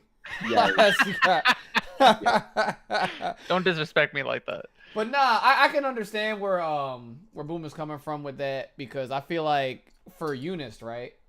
We talked about how solid Tekken 7 is from like a fundamental standpoint is, and I can even say that for Soul Calibur. Under Night, when it comes to fundamentals, it's a really heavily emphasized and strong game when it comes to fundamentals. If you have really good fundamentals, you do well in that game. That's why so many people are able to pick it up so quickly and do so well at it. Yeah, and I think the interesting thing was, so I went and rewatched everything, and people were like, "Well, no one's jump OSing. If they just jumped OS, you would have stopped the assaults." And I'm like, "Yeah, you're right," but they didn't. Right. So if it's my job as a competitor to abuse what my opponents aren't doing. So if they're not jump OSing, yeah, I'm gonna spam assault. Hello, like I'm trying to win. Yeah, it's not your fault. It's not your fault. Yeah, and it's just like, I don't know, it was just weird. And like, I think there's one guy who, so it was funny because I beat the Merkava players. I was talking to y'all in the chat. I was like, I have no idea how to fight Merkava. Like, I legit still don't know how to fight that Enigma to this day. That character is actually just toxicity, like defined, right? And I'm like, I don't know how to fight Merkava, blah blah blah. I pick Seth. My Seth gets washed. Like my Seth gets deleted. Like it legit was like probably double perfect, like just like gone. And I'm like, all right, well, I'm just gonna pick a character with buttons and a DP and think and just guess and try. And I somehow won. I got lucky, and it was funny because his boy was the Aurier player, right? Because they were like, they had the same reversal, blah blah blah, ECT, blah blah blah blah, that whole squad or whatever. And he was just like, oh, all he does is mash 2B, like, oh, all he does is assault. And I'm like, well, yeah, but like, working. Said I won. Why you get hit by it? are you gonna stop me? did you beat him? Yeah, My man like, sounds did you like the copy? biggest bully like ever. He was like, all he's doing this. I mean, you gonna stop me though? I mean, but like legit, like if I'm doing something, I'm abusing something, and you can't stop me, that's your fault, you know. And then he went in the chat and was like, "Yo, all this dude does is 2B, and everyone's at Michigan Masters." I'm like, "Bro, you died, like you lost." My man, Yo, I can't tell you how many hold times I on, saw man. my man. You ran up into him. You did assault, jump B, or jump C, or jump 2C, or just jump something. And my man Greg got broken. I'm just like, yo, is he going to recognize that he should probably, I don't know, stand or jump OS or backdash OS or throw OS or just OS? Like, he's just taking it. He's just looking up. Oh, I damn. think we're overlooking the fact that this guy is at the same event as him in the stream chat, secondhand hating. That's kind of fucking ridiculous. you know, That's Yeah, actually great. That's actually great. Be That's even. crazy. I'm sitting there like, he's like, "Bro, I can't wait to eliminate him at combo breaker." I was like, "Bro, you can eliminate me here, and like you can eliminate me at combo breaker when I actually get like, experience in the match." Oh. How that works? Like, do you understand me as a player having 10 years of experience and me being like a higher level player? For like, I adapt to that kind of stuff. That was Right. That was the second Merkava I faced ever in my life. Right, the first Merkava washed me in pools. The second one got beat. Right, so it only goes up for me from there. It doesn't Right. get worse. You know what I'm saying? So it's like, all right, well, like you can beat me in combo breaker, that's fine. Like, sure, I'm switching characters. Fun fact, I'm switching from Nanase to Aurier because Nanase is garbage. She's fun, but Hey, that character can't. She struggles with people a lot, man. she does. Well, I mean, apparently not April Annihilation, but anyway. Well, yeah, that's just natural instinct there, man. Yeah, but like, I don't know. It's just one of those things where like, it was just like, wow, like that's how you feel. Like, I understand being salty, like I get it, but it's just like you ain't got to go in the chat and do all that. But I mean, I don't understand it. That's- 'Cause my that's- thing is there's a time and a place for things, and like if you salty, like why not take all that negative energy and put that into your play? that's Like, when you know I'm. what I mean? You can Yo, get- you what get I so don't much- understand, why my man just asked you, yo, like, what am I doing? You clearly know what you're doing wrong, right? Why my man just run it back? Well, I'm gonna tell you why he did not run it back. I know why he Because didn't for run it back. I'm he just didn't. opening He didn't. the question. He didn't run it back because he didn't want the smoke. That's the first one. The second thing is right. He didn't ask him what he did wrong. Is because in his mind he was doing the right stuff. Yeah, But clearly, apparently- that's but why he's apparently- sitting But in the apparently, crowd watching. right. But apparently the get right wins. stuff wasn't enough to keep him out of spectator mode. It will. Well, you Welcome wouldn't to the know. DMV. Sorry, Yeah. Yeah. That sounds about right. I mean, okay, yeah, you're not wrong. That's not about right. Definitely not wrong. I won't argue that. I will not argue that. I'm just saying, man. There's a difference. Like, yo, if you know you're getting bopped and you're getting washed, and you know why you're doing it. Why didn't you change it in the play? Why are you talking about it now after you done lost? Yeah, like if you watch the progression of that match and how I adapted and how he adapted, even in all my matches, besides the last two because they were kind of washes, but the Merkava match and the Wagner match, there was a progression of like what I needed to do. I was like, okay, let me try this, let me try this, let me try this, and like it worked, you know. But I think that's also a mental block people don't like have, Right. and I think that's a mental block that people don't understand. People don't understand how to be a good player, right? And that's a whole nother discussion for a whole nother day. Yeah. Yes. Because that is something at some point in the podcast I wanted to bring up. And then another thing at some point in the podcast I wanted to bring up was how to properly utilize training mode. Because Yes. people don't do that properly either. But it's like, when it comes to adaptation, like the word adaptation is something that's like almost a myth. It's like the stone tablet of Jerusalem. It's irrelevant. Bro. Like, It doesn't people, exist. And the thing about it is the way that these games are designed, it's not designed for adaptation not to be a thing, because it's always going to be a thing. It's just the way that human nature is. Like, you're supposed to be able to adapt. But these games enable certain types of play where they don't have to adapt as hard as they would have back in the day, if that makes sense. This actually kind of segues into my next segment. Before I get on the tangent into this next segment, does anybody have anything they want to talk about before I take over the show? Go off, big dog. All right, so on Twitter there was a rant that I saw from I don't know where it started. I guess somebody said something really ignorant, and then I just saw all the backlash. Like, that's usually it's always like when something happens on Twitter, you never see where it originated from. You just see everybody complaining about it. You're like, what is everybody talking about? Like, I don't understand, right? So the thing that everybody was complaining about, I believe this was Sunday night, was that I guess somebody said that a player was carried by their character. They were like, all right, this character got this player this far, whatever, right? And everybody was complaining about it. They were pissed about it because they're like, there's no way in hell that a character can take somebody all the way to top 8, so on and so forth, right? So my question is this: do you guys feel like a character can carry somebody? And do you feel like it's a poor choice of words? Because what I think is that the mental space that the person that said that, he probably was salty, but the mental space that person was at, they just used a poor choice of words with it. I feel like they didn't mean to say that the person was carried by the character, but more so that characters enable certain types of play or certain types of like strategies and so on and so forth. I feel like carried versus enable is literally kind of the same meaning, but there's a more harsh way to say it than the other. I'm gonna say yes and no to both of that because I think they're both correct, but you're kind of like in the neutral there. I kind of like where I'm kind of where you are in saying it. They probably use a poor choice of words because even if in this case someone is being carried by a team, like you can't like say someone who just got in the top 8 got carried by a team. Like when I think of someone is saying that they got carried by a team, I think of someone who literally just picked up the game the day before the tournament, heard this team was good, played it, and they're in top 8 now. Like that's what I think of carried. Obviously that doesn't happen because you know, I don't know where it originated to also, but from what I was trying to find, the little bit that I did find, I'm assuming it was with BB Tag at Michigan Masters with I assume the grand finals is when it was said. I don't know. I'm not gonna like go into it. But With you, anything Michigan Masters related over my head. I didn't watch any of that shit. I saw the top yeah, 8. I saw top 8 for BBCF and BB Tag. I watched like 2 matches of pools. I watched maybe 1 match. I think I saw 1 match of pools. I saw when Joker got beat by the Carl player. I saw that. Oh, okay, yeah, that was after me. I turned it off because that Carl player wasn't doing anything real, and people were losing to him. It was making me salty. But Yeah, I get like so. Who was in grand finals for BB Tag? I didn't It see was any BB it was Tag. LTL on the winner's side versus Zombu on the winner's side.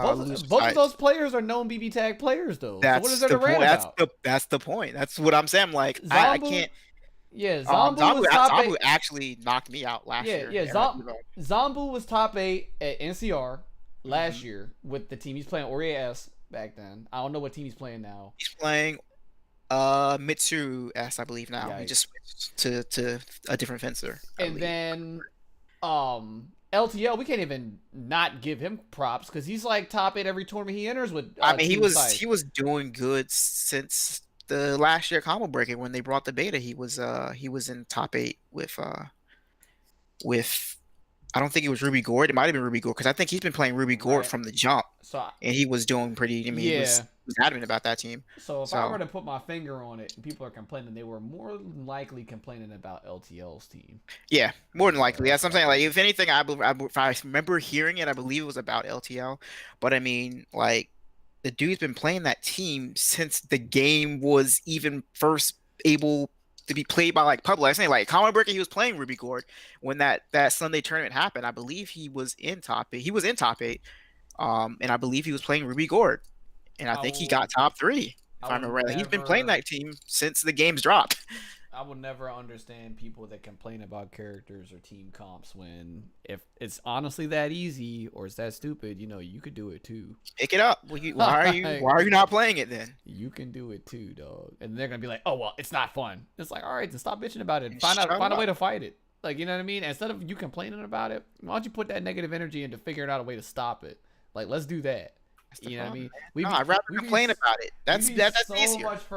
so much further as a scene if people would just stop crying and put that energy into something more productive. But It's too much work. I don't know. That's asking too much of people, I suppose. But to get back on track there, yeah, like I definitely think it's more of a poor choice of words. Like, sure, someone can definitely get by with a team with a character, but like if you're getting top 8 with a character in a team and people are saying, oh, he only got carried, like, well, like you're saying, why don't you play that character and why aren't you in top 8? Like they're in top 8 for a reason.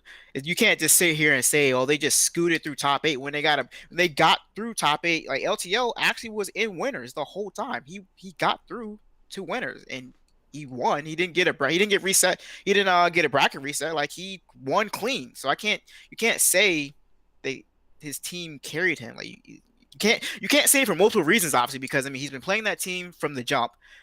He cleanly got 2 grand finals through winners. Like you, what is the basis for saying that someone is carrying you? Because I'm not really understanding how this argument can be sound whatsoever when the dude's been playing. Like he's been an established BB tag player from jump. He's played that team from jump. It's clear he's put time into that team.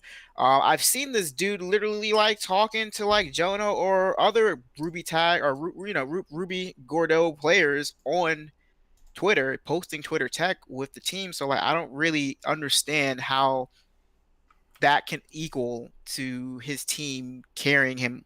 Even I can't even say it even enables him because it just doesn't. Like he's clearly shown many times. It's not the first time he's in like top 8 or in grand finals and won. Like he's clearly established that he's decent to play the team and play the game. All right, you know what? I was gonna say I had to really, really think about it. Like this whole time you've been talking, I've been thinking about it, right? I'm pretty sure nobody in this call right now can think of a time where there was a player that got carried by a character. I actually have one. I have one example of that. My entirety in the FGC, that's almost 20 years in FGC. I have one instance that happened. Does anybody else have any examples of a person getting carried by a character? Yes. Okay. Yeah, you want me to share it? Go for it. Yeah, Yes. Mike Z. Oh, you talking about Cammy or Seth? Tager. Oh, Mike Z. Yeah, Mike Z. Oh, I thought he was talking about, what's it called? What? White Mike? Bobby Blunts. Oh. I'm getting my Bobby people. Blunt. Rob I'm G. getting my Bobby people Blunt. mixed up. Yeah. Yeah, Seth definitely did carry him though. Yikes. I mean, he'll character- tell you. He actually will tell you that Seth carries him. Like he actually Yeah. told me when I was playing casual with him before I came back down. I was like, yeah, man, like this character just carries me. And he was like, I'm actually trying to pick up another character so I can just get my footsies down. But like, he's like, yeah, this character definitely just carries me. Yeah. I feel like with that, it's just a poor choice of words. So I feel like Seth enabled his play. Like the way that Yeah. he played Street Fighter, that character enabled it, right? But I can't say that the character carried him because it was more so people being ignorant to Seth. They're allowing him to do that shit to them. You know what I mean? That, and I think when I hear people say your character carries you, I hear, oh, you understand how to use your character's tools better than I understand how to use my character's tools. Right. And I really don't know how to defend against that. And it's like, well, whose fault is that? It's not my fault. You should probably go in the training mode. Just figure out what to do. Yeah. Like obviously there are characters that have easier tools to apply and easier tools to win games with, but at the end of the day, like your character has tools too, you know? Right. So does anybody else have any other examples of a person getting carried before I put mine out there? No. Nobody? So we want to talk about the first ever Evo victor for Marvel vs. Capcom 3. We're going to talk about Viscant. Oh my goodness. And Wow. the Phoenix Hagar shit. That show carried that dude, man. Oh. Wow. That was carry, bro. I should have said DSP. That man. was a carry, man. Because DSP I'm just get not carried gonna by say Pete.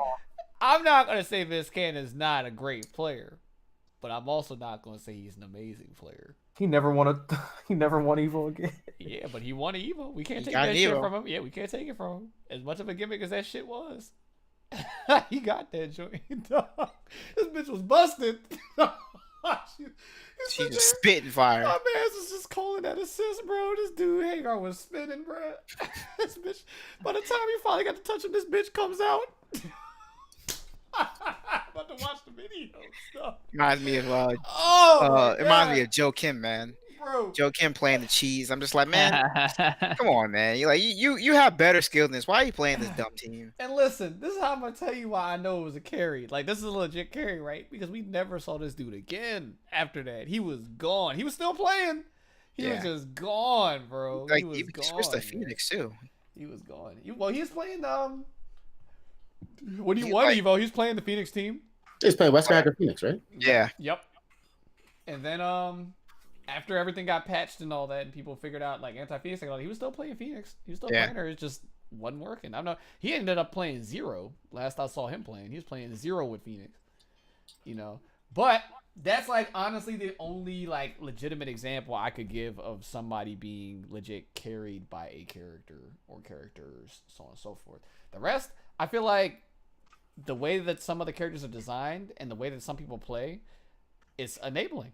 Like I can say Ruby. Ruby's a strong character. For somebody that's a Oh weaker player my that doesn't know what's going on, Yo, just hit a button. she's an extremely enabling character. I wouldn't Hit say a that I wouldn't say that she carries you because if you know how to fight her or how to deal with Ruby and stuff, it doesn't matter the level. Well, not the level does matter, but skill level is irrelevant at that point because you know how to fight the character. So it's the character enabling the player. It's not the character carrying him. Because if you're gonna say that, then it's like any person with a potato for a brain should be able to beat you if the character's carrying them. It's like, I'm just picking this character is an easy win or automatic win. That's literally the logic behind that. Literally the logic behind that. But yeah, I just saw so many people ranting about and being pissed off about people saying carry. It's like the term brain dead. Like I personally do not like that term. I hate it. I hate the term brain dead. I understand why people use the term brain dead, but even stuff that you would consider to be brain dead is not exactly brain dead, if that makes sense. Like there's a strategy behind it. Yeah, I think it's more so ease of application at times rather than, you know, just just do whatever. Yeah, So I think I was actually accused of this being a Yoshimitsu player. They're like, all you do is spam full cost 3K. It was okay. It was interesting. So I was streaming and I played Rakudo. Rakudo's a really cool person. And we were matched up in ranked or whatever. And I win the first game and they're like, oh, boom, all you do is full cost 3K. That's all Yoshimitsu is. And I was like, all right, well, I'm going to do this without doing full cost 3K. I'm going to literally beat the man without doing full cost 3K. And I did. And chat was like, oh, But you're still a full cost 3K bot. Your character, you just didn't have to go out. I'm like, what are you talking about? I literally outspaced the character that outspaces me. Like, he's got a big axe, right? And I have this small katana. And, like, I outspaced it without doing any full cost 3K. And it's just like, what? Like, no, like, if you're going to say something, at least know what you're talking about. Rather than just, like, Man, that just makes me more upset because it reminds me of every person who just repeats whatever thing they say about something being bad. Like, they don't know why it's bad, or they don't know why it's good, or why they're saying it. They're just saying it because there's someone else say it, and then like they get proven wrong, and then they're just like, oh well, something else is negative. Something, they just say something else negative. I'm just like, yo, like, you don't even know what you're talking about. You clearly just heard this from someone else and you're just repeating what it's being said. That is something that is a huge problem with the FGC. Like A lot of huge parroting. problem. A lot of parroting, a lot of sheep tendencies. It's like a lot of reciprocation of thoughts and ideas that weren't out of people's own heads. You know what I mean? And that doesn't just go for what people would consider to be brain dead or carried in that sense, but it can go down to the fact where like actual thoughts and processes about games themselves. You know what I mean? For instance, it's like a meme now. It's gotten to a point where it's a meme where people consider Terami to be a trash character. They're like, yeah, he's trash. He's always been garbage. Because that's the meme. That's what people tell you when that character's actually not that bad. Like, that character's definitely mid. Like, definitely mid. And it's the same thing with, like, Noelle. The Noelle is shit meme. I kind of feel like if that one person didn't say that, it would not be a meme right now. Everybody's in agreement that Noelle is shit because 6 or 7 different people were saying Noelle is shit. So now it's the cool thing to say. You know what I mean? Like, I don't know. I can't stand people, man. Like, it's literally this day and age. Like, I can't. Too many followers, man. Too many followers, yo. We don't got enough leaders. That requires work. We need more leaders. People don't like to work. Like, I never really understood it, right? And this is how you know that the argument is bullshit, right? The argument is bullshit because I would have somebody come up to me and be like, oh, you play Noelle. And I'm like, yeah, okay, I play her. They're like, Noelle is shit, Noelle is shit. I was like, all right, cool. I was like, why? And they're just like, because she's shit. Like, all right, so you don't have a valid opinion. Like, why am I even talking to you right now? That's a pretty good opinion. That's so stupid. Like, it's nothing. There's no context to that. It's just as bad as when people are like, man, Bullet's trash. I'm just like, okay. And then they lose the bullet. Yeah, and they lose the bullet. It's like, I thought this character was trash. What happened? Right. Lose to Terami shit. Or people get salty. They'll lose to Terami and get mad. Like, and get salty. And it's like, dude. Yeah, they'll get mad at me, and I'm like, this character's why? so freaking straightforward, man. Like, are you kidding me? Like, are you kidding me right now? This shows me that you don't know what you're doing. Like, you don't understand the game. Like, you don't. I don't know. I remember making a tier list on Twitter where I had what was it? It was like Peanut Brain and like Galaxy Brain, and then I had Viable and Viable. Mm-hmm. So every character was viable. It was how hard you had to like work to play the character. Ease of use. Yeah, people were mad at me for saying that their character's viable. They're like, no, he sucks. And I'm like, I remember this tier list. but he's viable. I mean, sure, he sucks, but in Caliber, especially in Caliber 6, no character is garbage. Every character is at least mid-tier or above. Yeah, I'm about to say, I'm pretty sure the tiers are pretty close in that game. Yeah. It's like S, and then it's like A, B. Like, legit. That's pretty good. Yeah, it's very good. There's no like this character's completely unviable. Like trash. Yeah. Yeah, and they're like, well, this character got like 17 nerfs, and he's they're like, okay, this character got like 5 nerfs, and he's low tier. I'm like, do you realize like that as well? A character that literally got like 17 nerfs is still top tier. That's wild. Are you kidding me? And then it's like your character got like 2 nerfs and a bunch of buffs, and it's like, well, your character's viable. Your character's still very good. You just have to like, not play him in the dumb way you played him before. They're like, right. Nah, because you can't play him the way you played before, he's low tier. So you remember back when CF 2.0 came out and everybody was talking about how nerfed Izanami was, and I was like, no, you just got to play her a certain type of way, and now everybody's quitting BBCF because Izanami's broken. Funny, like, right? It's literally the same shit. Like, I'm telling you, man. These people, yo. Like, these people, man. Like, Funny, right? You just got Kyle gravitating towards broken characters. Hey, I got tired of working hard for the money, dog. I want the money to work for me, bro. I got sick of playing the well, man. The matchups were terrible. It's about time I started playing top tier. But yeah, man, the whole brain dead shit, it literally comes down to like ease of use. You know, granted, this character's strategy might be easier to implement because of what they are, but that doesn't mean you can't win with X character. You're just gonna have to work a little harder. That's something That's I all feel it a is. lot of people don't understand at all. And I mean, since we're on the topic of Izanami, I just think that's something that people seem to forget. Because like the character's good, yes, but no one's picking up the character and doing any of the things that make her really scary. Everyone's like, "Oh, just put ribcage on you, run forward," and like, "All right, cool." And, But like, do that. like, I want you but to yeah, play her and try that. yeah, I'm like, but like, you gotta realize, even if she didn't have ribcage, when you get knocked down, this character is fucking scary. Like half Right. the cast don't have options Mhm. outside of block, and that blocking just gives her like 20 seconds to do mix-ups, and you know, it's just like, well, I gotta sit here and deal with this. But like, how many people are actually playing Izanami to be that scared? Like the people that I see playing Izanami, well, first off, I gotta find Izanami players. That's the first problem. So if I find one, I mean, probably generally they're gonna know something. They're gonna know the character enough to do what they need to do.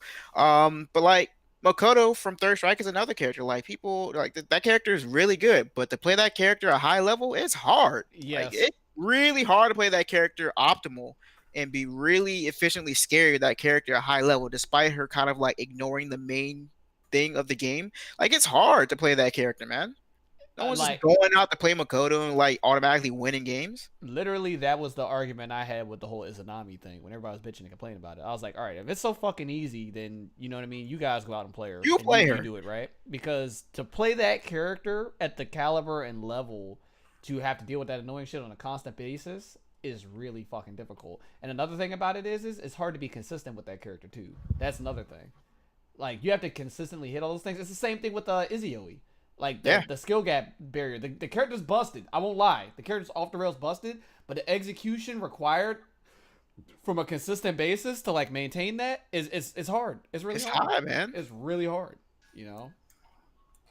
Like, SKD is not bitching to just be bitching this time, guys. Like, that character's actually really Yeah, fucking my hard. my man's killing his hands just to possibly get top 3. Not win, top 3. And you gotta do it consistently, too. You gotta play Right. back-to-back and shit. Finger dexterity. That shit's real. It's rough. That shit is real. You know, everybody complains about Carl, but are you putting in the work to actually be able to play that character? You know, can we give a little bit of respect to the Carl player's It's execution? yeah, like they gotta at least look at what they're doing. Like they gotta learn the routes. You're not just hitting a button and you're just doing everything.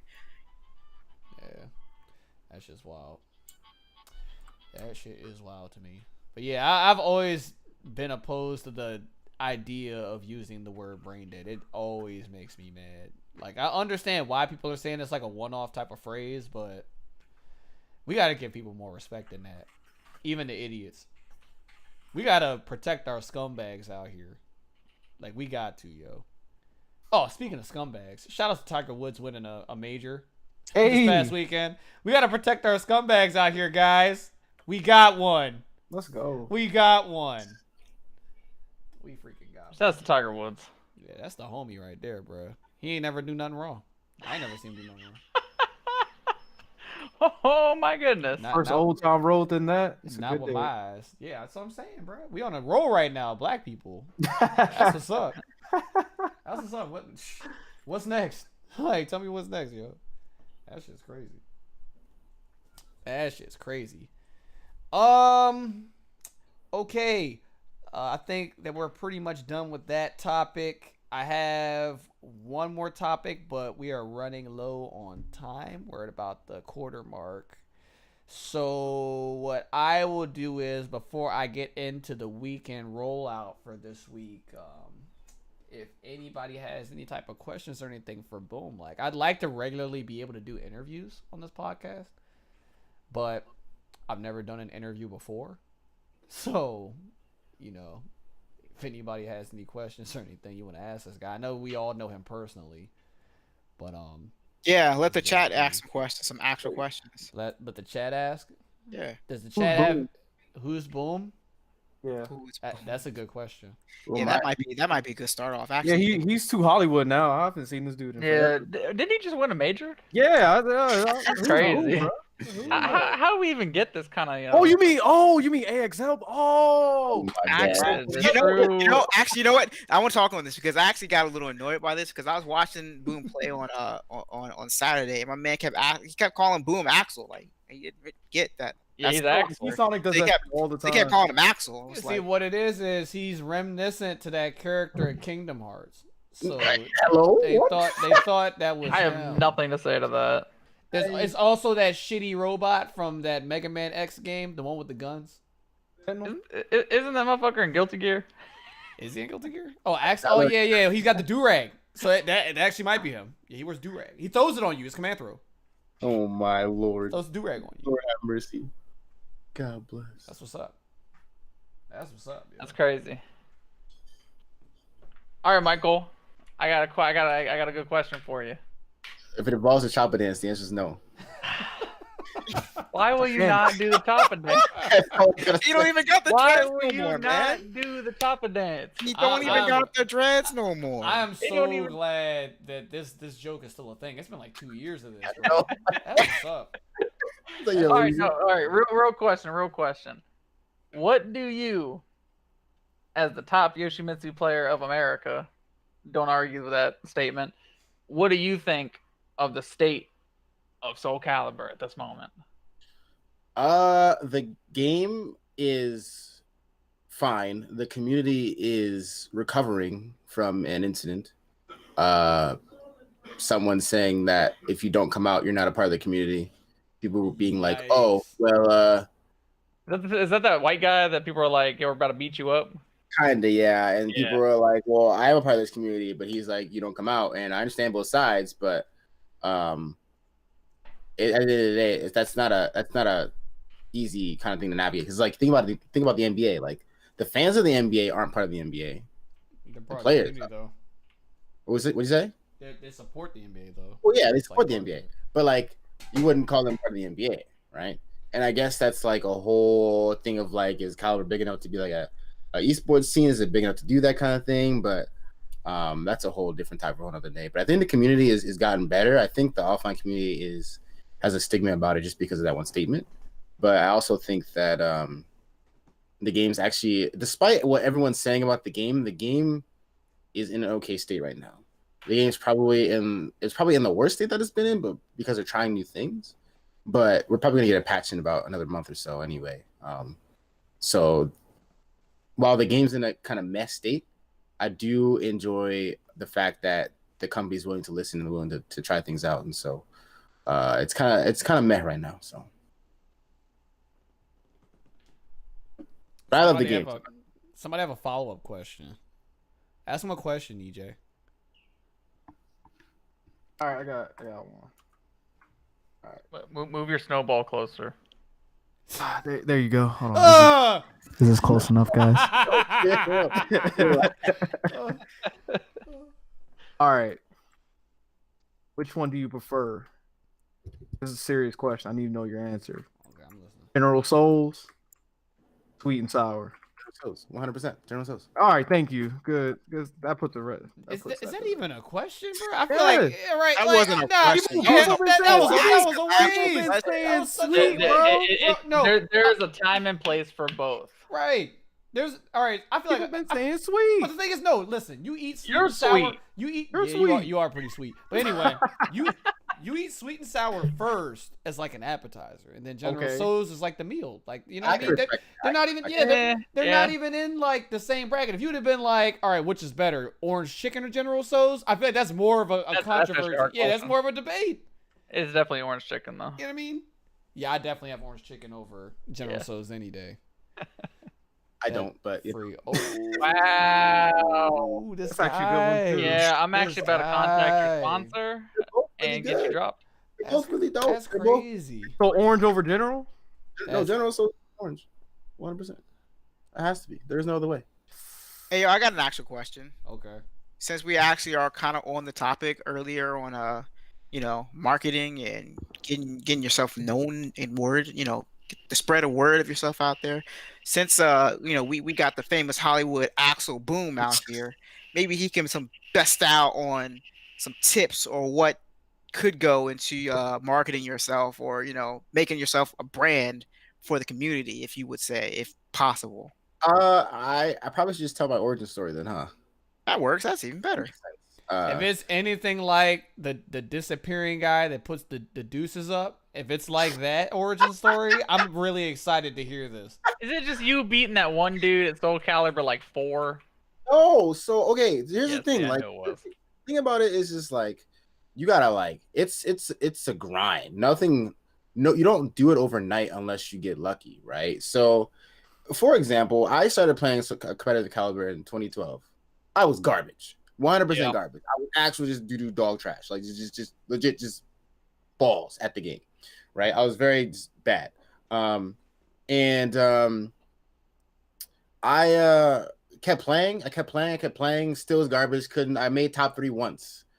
I also made multiple top 8s, but that was when there were like 20 people for the game. So it's like not hard to make top 8 when there's 20 people for the game, right? That's like super easy. You win one match. Oh, congrats, top 8. It's like, all right, bet, cool, And then I started playing Tekken, right? I took Tekken super seriously because Soul Calibur 6 was coming out, wasn't announced yet. And I took the time to actually learn how to play the game, grind the game. And I got lucky. My scene's really good for Tekken. Our scene's really good for Tekken.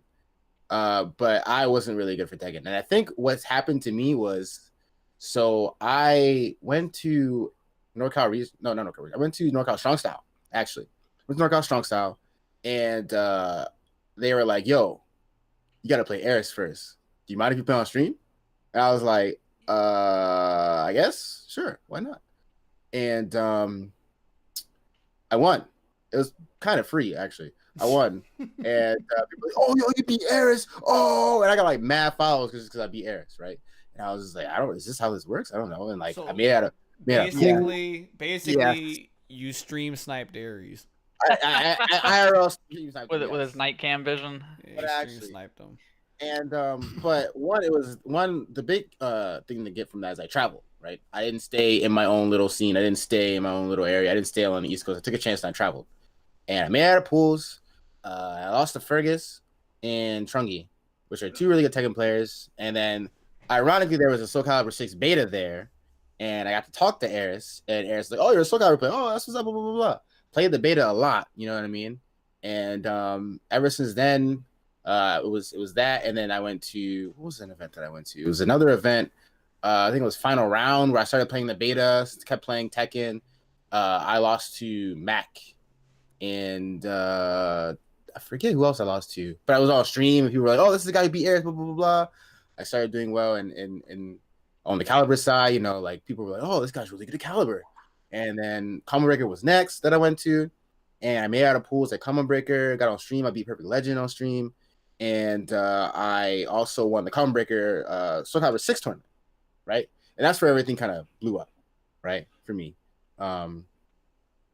But that wasn't like it, right? Because winning isn't everything, and winning isn't always how you get noticed. You have to win, and also you have to have a personality. You have to be marketable too, right? Like, the reason why people I feel like the reason why people watch me on Twitch is because like I have an obnoxious laugh and I have fun with the game. Yeah, thanks for telling me my laugh is obnoxious. But I have an obnoxious laugh and I enjoy the game, and people really like to see that, And I mean, you're forgetting the biggest skill is that you just make like the best faces that are just easily clippable.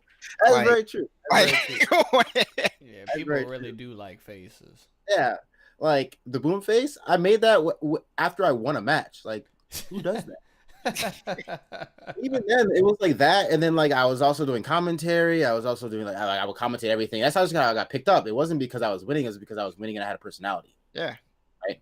That was pretty much the biggest thing. Like just winning, and then like having a personality, having a big personality was really huge. Yeah, and then that happened, and then I kept winning at more events. Or not winning more events. I kept attending events. And then that was it.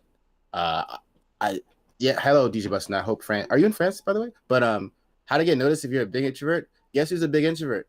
This guy. I'm a huge introvert. I don't show it, but I'm a big introvert. You actually are, man. Like I don't know about y'all, But I remember like the first few times Boom first came out back in like Super Street Fighter 4 days, like Boom would be like this dude that everyone knew, just a solid DJ, play again, just be like solid old school neutral zone type of dude. But like Boom would be like the quietest dude. Mm-hmm. Like I would just sit in the corner, like, you want to play? Sure.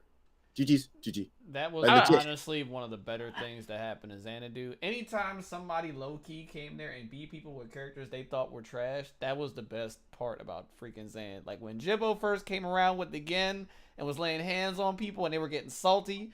And Yo, you when remember- Boom came around with the DJ and everybody Remember thought when, DJ was terrible, bro. Remember when Master Oh, CJ I came remember around that. and ran shop? Not Master CJ, but whatchamacallit, with Makoto.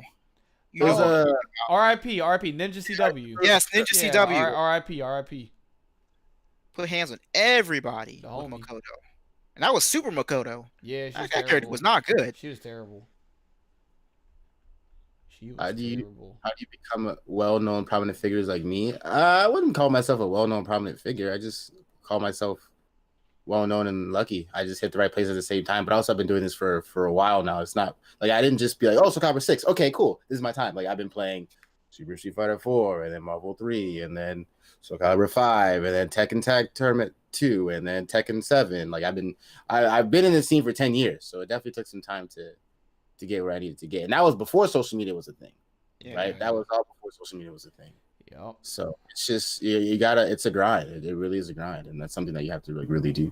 Even though Jobin over there flexing his esports stuff, but it is what it is. I guess what I could ask you is, now that you have your notoriety, how do you use that for the advancement of the scene that you're a part of now? Good question. So it's interesting because there have been out of towners for 2 games at Xanadu for the past month. And it's Unius when they didn't mess up the whole thing, but that's a whole different story. I definitely want to talk Yeah, about that. I definitely do too. I'm sorry about that. It was actually garbage, but it was Unius and it was Soul Calibur, right? We had like a whole squad that, like, okay, every monthly there's dudes from Jersey that come out, dudes from Philly that come out. Freaking Sova has a 6-hour drive just to come and play our dude, right? And it's like, wow, like I never thought that would be a thing. Like I never thought people would come out just to play my scene, right? And that's cool. Like that's the one thing that I want to use for my clout is to be like, okay, because I have this clout, I have all this attention on me. So like, why not spread it to my players in my scene so people want to come out and be like, oh, okay, like, Boom teaches these players. So let me play this person. Or like Boom does this. And it's interesting because like there are people that like play the game and they're like, oh, where are you from? And they're like, oh, I'm from Maryland. And like, oh, do you play with Boom? And they'll be like, yeah. And they'll be like, oh, that's why you play that way. Like that kind of stuff.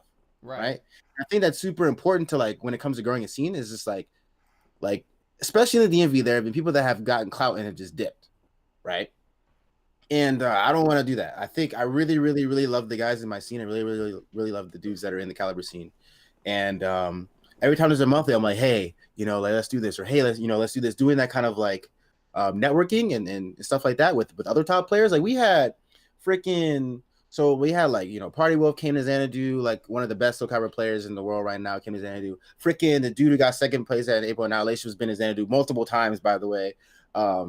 Freaking Silva's come up a bunch of times. Like, dude got 4th at, and who eliminated me at April Annihilation, got 4th at April Annihilation, comes to Xanadu literally every single monthly, stuff like that. It's just like using the clout that I have to shine a light on the scene, because like I don't want all this clout. I hate, like, this sucks to say, but I hate being famous. I'm always the guy who's like behind the scene. People are like, oh, it's Boom, yo, blah, blah, blah, blah. Like, it's cool, and I really enjoy it at times, but at the end of the day, like, sometimes I just want to like sit and enjoy like a tournament, and I don't mind like people coming up to me and being like, hey, like, you're a big inspiration. That's cool. Like that's fine. Like I'm not saying to take that away from you, but it's like geez, like having like with a lot of clout comes a lot of responsibility.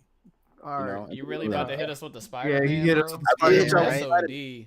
But you don't understand, like, well, you might understand, but like, especially in the Yeah, Calibur you community, might understand. You like my man said donut. I got donut clout, Well, bro. well, I mean- well, I mean, Up. How you in gonna the say that? well, in the Calibur community, it's like I have so much like, and I'm not trying to brag or anything, but I have so much clout that I have to be careful with what I say and what I do. No, Like, I can't- respect that. I respect that because this whole thing coming back to what we were saying with like misinformation and such. Yeah, You know what I mean? Like Yeah, I can't just be like, oh, like when the whole when the whole Caliber tour was blowing up, I couldn't say a word. Right. Mhm. Right. Couldn't say a word, and there was so much that I wanted to say. But like, Yeah. what do I do? You know, I have to either like play it off, I can't pretend it didn't happen because people are like, oh, boom, what do you think about it? Oh, boom, what do you think about it? You know, so I have to just be like, oh, well, you know, just make a joke out of it, or let's do something like this, or like, or it's like either make a joke about that, make light of it, or either be like, hey, like this is actually not okay. You know what I mean? It's a very tough situation to be in, especially as someone who is like when people think of Maryland Caliber, they think of me. And Right. it's like that's a whole nother reputation that I have on my shoulders, you know. So it is definitely a lot that people don't understand. Yeah, I can definitely sympathize and understand that. It's literally like the Batman term, right? It's like you can either live with the clout that you have and die and be a hero, or you can use it in the wrong way and live long enough to see yourself become the villain, bro. Like it is Man, so the man just real. called you out for a Spider-Man quote and had to break one out from Batman. You know I had to. You know I Alright. had to, man. Yeah, I wasn't gonna let him I'm get sick all the of both of quotes, y'all. bro. It is what it is. You know what I mean? I ain't got nothing to say to that. I mean, It's yeah, what but it even is. what Joe was saying, like it's because our scene is so niche, everything is magnified. So it's like Right. if something big happens, it's like, oh my gosh, the world's on fire. And it's like, no, it's literally just like 0.0007% of the population, but because that's our world, it seems like it's like 90% of the population is on fire. I You know kind what I of mean? feel like that's how Eunice was at first. Like now, not so much because the game blew up, but before it's like, you remember how big of an issue the whole bathwater shit was? Like the entire scene was in disarray over some fucking bathwater. Like it's crazy, right? But like smaller scenes can suffer from that. Like even really stupid stuff. So it's like Yeah. I can't I won't say relate, but it's like I can't chime in on what was going on in the Caliber scene with the stuff that people were arguing about. But I can understand. Like I can understand how much leverage you would have had in that conversation. It's literally how we was talking about earlier with people following and the whole sheep thing. Not to call people in the Caliber scene sheep, but you know, you being a notarized or notable person saying something, you're gonna sway people's opinions whether they think that way or not. It's kind of like thinking for somebody. It's like, well, you know, Boom's saying it, so it's got to be true. You know what I mean? Like it's one of those things. Like, but one thing though that I will give the scene credit for, they don't do that with everybody. Some people, I wouldn't say they're losing clout, but their clout doesn't hold as much weight as they used to. Justin Wong tier list.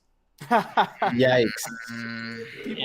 People are actually responding to them the opposite way than I thought. I thought he could literally just be like, yo, real talk, Nah, real talk, Cheese Whiz is the best cheese. And everybody's like, oh my God, I'm about to go buy 8 cans of Cheese Whiz. Nah, people aren't fucking with it. They're like, nah. no, That's one Cheese thing Whiz. people have always called Justin Allen his those whack ass tier list and opinions. That's those Just- sus opinions, bro. That's the Matt Coma.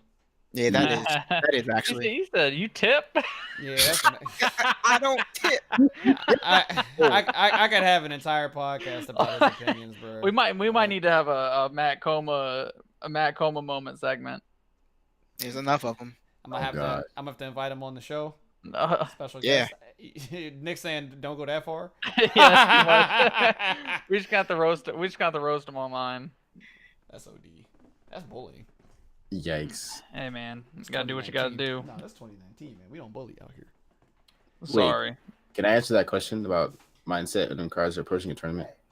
Is that okay? What were you saying? Can I answer the question? Someone in the chat asked me how I approach tournaments. Sure, go for it. I approach tournaments with a mentality of anybody can beat anybody because that's the legit truth. Just because you're a higher level player doesn't mean that you're going to be playing perfectly on that day. And so everyone's a threat. Do as much research as you can. But also at the same time, I approach tournaments as like a learning experience, right? Obviously, tournaments are where you want to win the most. But I found in my experience, the more I want to win, the more I tense up and the worse I do, Right. right? Simply because I'm just like, if something goes wrong, I'm like, oh my gosh, something's wrong. Oh my gosh. And I just lose focus, right? So when it comes to it in a tournament setting, it's like, okay, and this is good, like, I think good fighting game advice in general, but like when it comes to approaching a tournament and just a match, like going in to learn, because what I found is if I go into a match going like, okay, how can I learn what my opponent wants me to do? And how can I learn in order to learn how to win, I need to be able to figure out what my opponent wants to do. And so for me, it's like I'm going into a match being like, okay, what will my opponent do? What will my opponent not do in order to make this either easy or hard for me? Right. And just like stuff like that. And like always have water on deck. Water is literally the savior. Water will save your soul. Water will actually save your life in tournaments. And have something to focus the nerves with, like gum, stuff like that. And you're good to go. And then I personally don't like to play right before tournaments. Like if there's a Biggie tournament on, let's say like Saturday, I don't play the day before. I just like to relax. I don't want to like overplay and like put bad habits in my play. And I just want to like, just get in, know what I need to do. Like at this point, last minute preparations are not going to help me. It's really going to hinder me more than help me. So if I know, I know. If I don't know, I don't know. It's like cramming. Yeah. You know what I mean? No, I can respect that. I'm kind of the same way when it comes to that as far as like tournament approach, but I can see that the style that you approach tournaments with is a fool me once, shame on you type of thing. Fool me twice, shame on me. So I can definitely see that. Yeah, I've never lost to the same thing. If I've lost in tournament, I've never lost the same way. If you look at my sets with Linkers, I've never beaten him in tournament, but every single match, every single set, I've lost. You a different way. He's not beating me a different. Well, yeah, but it's getting super close. Right. Like, right, and right, he's right. like, dang, like this is actually like really difficult. I'm like, yeah, because like I'm studying it. You know what I mean? Like I'm not gonna let you beat me the same way twice. Like it was first I got like destroyed, and the second time I like almost won a game, and like the last two times is I love the last time before the last time I won a game with a counter pick, and then this time I didn't even counter pick. He had to counter pick me to stop me from winning. You know what I mean? So it's like just that kind of stuff. Oh, okay. Yeah, that was a pretty good answer for that question. I can see a lot of similarities with the way that you approach tournament with a lot of the people. I don't know if it's a DMV thing, but a lot of the people in this area approach tournaments that way, especially when it comes to like focusing. So I know for me personally, when I'm approaching a tournament, like I haven't dealt with tournament nerves in like a long time, and it's a combination of me not giving a shit, and also like that actually has a lot to do with it. Like the more you focus on your performance and you worry about it, you're doing nothing but creating anxiety for yourself. So Yes. that's something that you kind of want to eliminate. Like you're playing video games, you're playing the game. Well, I would hope you're playing the game because you like the game. Play the game and enjoy the game. Like focus on that. But I'm more so focused on myself than my opponent when I approach tournaments, because that way it's like, okay, as long as I'm making sure that I'm approaching stuff properly, then I don't really have to worry too much about what's going on with my opponent. It's like keeping yourself in check, because I feel like it's a lot easier to fold to yourself than your opponent. Yeah. Like, all they're doing is they're doing stuff to act as a catalyst for your own demise. That's Like, fair. Like that's how I see it though. That's just And I think one way to check yourself is if you lose the first round, if you ever notice how tense you get, if you get super tense, then you're not in the right mindset. new. But if you're like, okay, I can run, okay, like I see what he's doing, all right, time to adjust, and you're in the right mindset. I feel That's like the way to check yourself. this logic does not apply to net play. Not at all. Bro. That I can't speak for everybody else. That shit is mega tilting for me, bro. I cannot play the same on that shit. The thing about net play is like it depends on how you use it, right? Like especially caliber net play, like PC is probably the best, but it's not perfect because it's online. You know what I mean? And it's like certain things don't work offline and they do online. It's like, okay, well, it's online, it is what it is. Like not much I gotta do about it. Like I know I blocked that offline, so I just gotta run with it. But the thing about net play is some of those people that like play on net play you never see offline, so it is kind of tilting a little bit because they just can't make it out or just don't. So Right. no, I'm not disrespecting the offline or the online players. I'm just saying that some things just don't work, and some things that work in a 3-bar setting don't work in a 5-bar setting. That's all, or in an offline setting. That's all I'm saying. Nah, that's facts. That's facts. All right. Does anybody else have any questions for Boom before we get into the process of wrapping up the show? Nope, that's about it for All good. the Axel Boom. All right, very good. Really appreciate you being able to hop on the show, bruh. Yeah, I'm thanks for glad inviting. that, you didn't stand me up like all the rest of our freaking guests that I tried to have on here. It was definitely a really good time. Really Yeah, I good to definitely have your input. Favorite flavor of ice cream? Hold on. Favorite flavor of ice cream is chocolate chip cookie dough. It's what? What is it? Chocolate chip cookie dough. That's good. All right, I'll let it slide. Yeah. What do you mean you'll let it slide? That shit's good. I was sure he's gonna say something sus. What, But- like Neapolitan? Napoleon, like Yeah. what? Yeah, what? Neapolitan. I'm mad we all thought about Neapolitan. That's crazy, dog. That ice cream is trash. I mean, it is, but the bad part about it is I'm lactose intolerant, so I can't have it too much. But Okay, well, me too, but I'm still gonna eat it. Well, I got a food allergy. same. so Yeah, I can't- Kyle. I'll legit die. Yeah, he'll pass away. I will legit quiver up and freaking die. Yikes. All right, Shout out to so homie for feeding this man cream cheese. you did that. Like, I almost, bro, I was messed up, man. I ate like 2 pieces of sushi, man. I'm like, what the fuck? I started feeling it immediately. I was like, oh shit. Where's the EpiPen? It was about one of the, I was fucked up for an entire day. It was like 24 hours, 2 pieces of sushi. Like, it's crazy, man. You just a terrible roommate. Yeah, that shit's Good days, good days. That's OD, man. Oh my god. Yeah, I his was favorite wrapping ice shit cream up. is glue flavor. But anyway, weekend rollout. I don't think Is it jack over? shit is going this weekend. Super outside of Thrones. TSB. That's I'll not let you- happening. Anyway, it's like no. Wait, is it actually this weekend? Yeah, it's Yeah. definitely this weekend. I'll see y'all there. Nah, it's like tag based. I'm kind of not about that. Well, they are running singles too. It's not the focus though. It's not the focus. It's definitely Not- team tournament focus, but they're running singles too. You don't want to win the trophy with the Tim boot.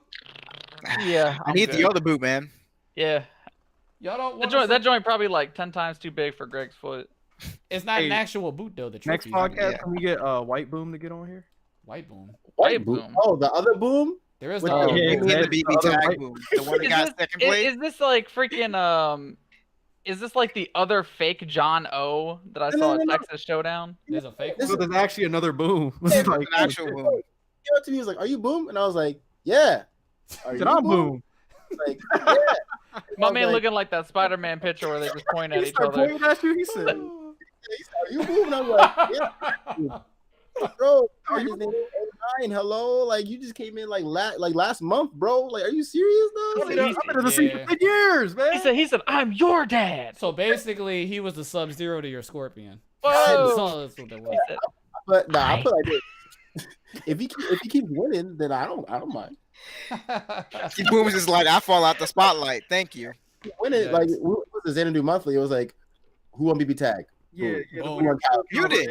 Boom. Yeah, like- you did. We Winner did. PB tag Yeah. is Boom. Like Jesus. That's kind of cancerous. Yeah, kind of, just a little bit. Like, I don't know. I think I would kind of get a little triggered, especially if I was the bracket. winner or Boom, something. Like, Cybot. I'm not gonna keep typing this shit. man. Can't say Fuck boom. that. Sci-fi. Good. Boom, Cybot, that's fucking godlike. Yeah.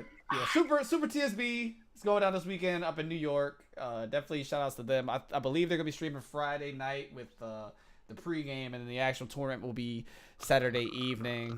You know, so I guess tune into that. You know, Yeah, all it's things lame. anime.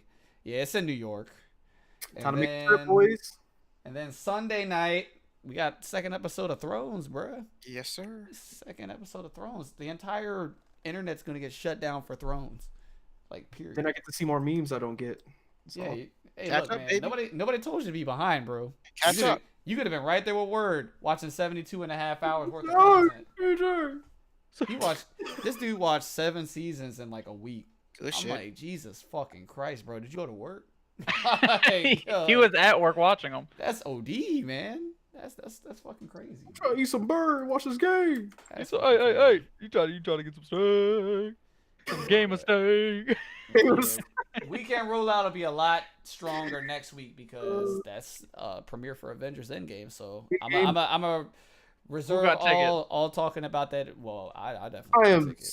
Thank the Lord we're seeing that shit on Thursday because the spoilers are about to be strong this coming week. The spoilers are already out now. I'm telling you, we're just avoiding them. That's Like, hard word. I forgot to Fuck get about tickets. spoilers. That's how bad it is. I mean, shit. Chuck and I about to go to New York this weekend. uh-oh. Yeah, we better get some cheesecake. I do. So I'll do some of those cheesecake. I knew we better get some cheesecake. Cheesecake. Crazy. That's crazy.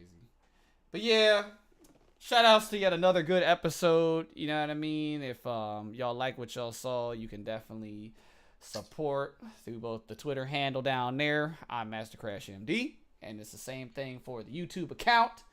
And for our guest today, we got, Axel Boom. You can follow him on Twitter at AyoBoom. If you have any other socials or anything you'd like to plug, feel free to. Plug Yeah. plug the mixtape. Oh yeah, Lit Mixtapes, Manji Mixtapes Volume 1. About it. Fusion. I won't do the chopper dance for that. Nah, but you can follow me on Twitter, AYOB00M, AyoBoom. Shout outs to AXL, Accelerate Gaming. They really treated me well. I've enjoyed my time with them.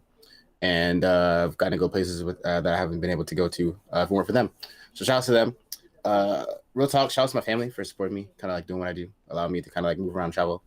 It really does mean a lot. I will not give you $1, go man. Shout outs to the scene, shout outs to the homies, shout outs to Animafia. Yeah, that's about it.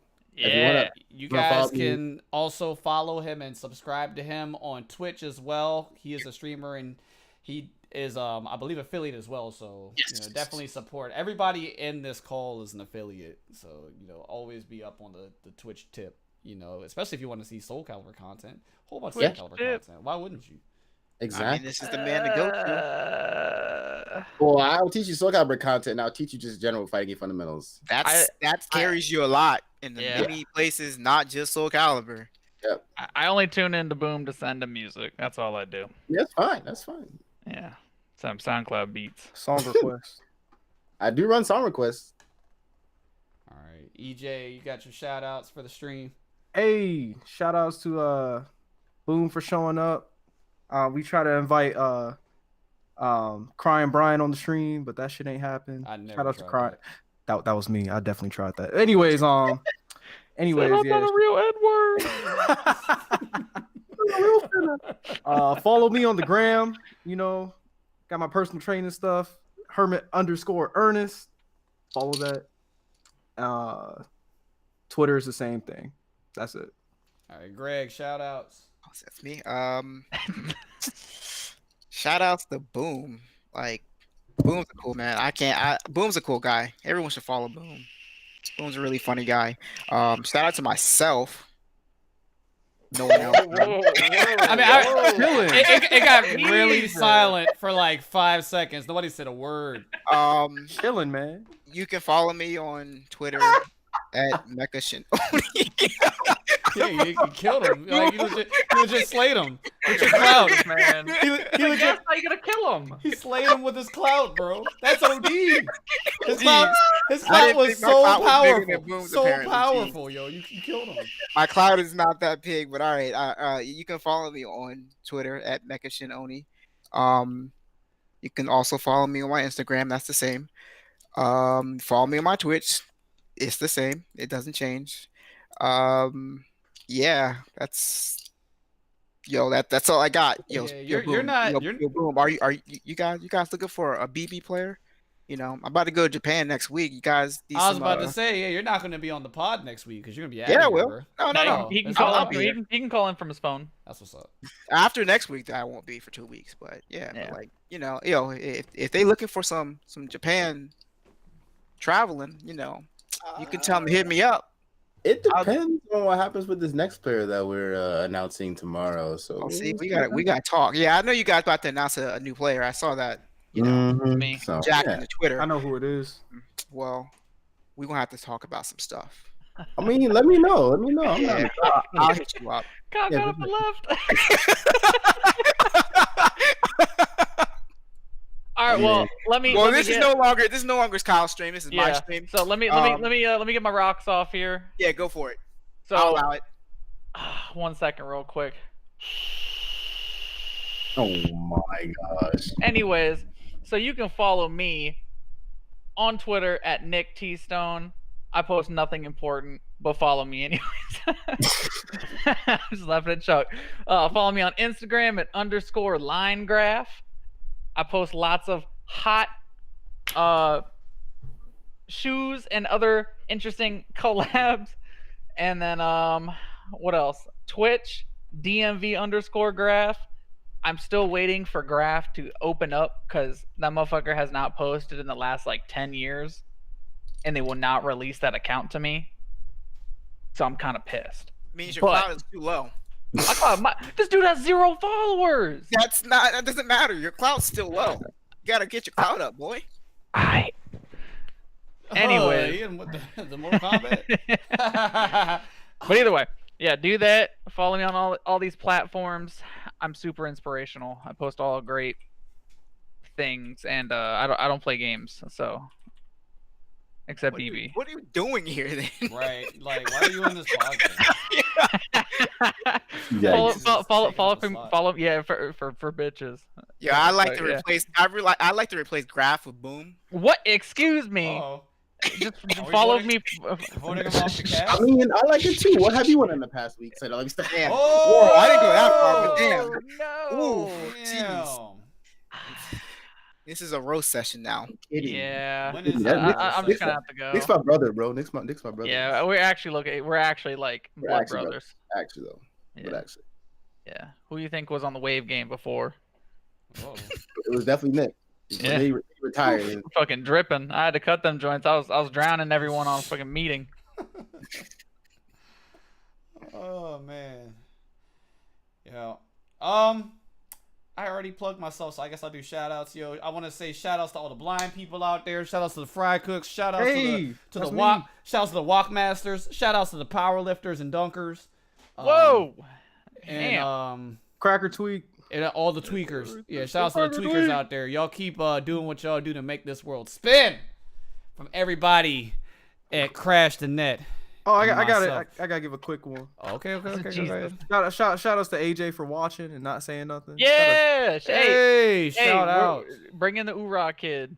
Shout outs to the Oorah kid, bro. Shout outs Yeah. to AJ for supporting though. You are Shout Shout out. actually Oh, shout the outs to most Chuck for subbing today, for the second month in a row. Let's go. second month. in a row. What are you talking about? My man's been subbed for 11 months. Yeah. I'm talking about me. He- fool. I'm about to Me. cancel mine. I'm about to cancel mine to you. This man is doing advertisements for a keep- stream that's keep inside playing. of the stream. Okay, bro. first of all, you did it. Can I donate bits? Yes, you can donate bits. Oh, I got you. Not to EJ. No, to you right now. Yeah. Yay. There you go. I got you. Hey. My surplus a The bit. God, pure works. The God. Cheer, boys. Cheer. Yeah, but anyway, now that he showed Whole himself bitches. enough, from all of us here at Crash the Net, we're going to see y'all at the same time, same place next Wednesday, 7 p.m. Eastern Time. And you can check out the archive for this stream on this Twitch channel, and we will also be uploading it to YouTube. Definitely get to the YouTube channel. I'm trying to get the content up, and I am also working on a couple of hidden content related projects, so keep an eye out for that. So you definitely want to hit that subscribe button on the YouTube channel. But until next time, everybody. Shout out to Oorah Kid. Shout out to Oorah Kid. Oorah kid.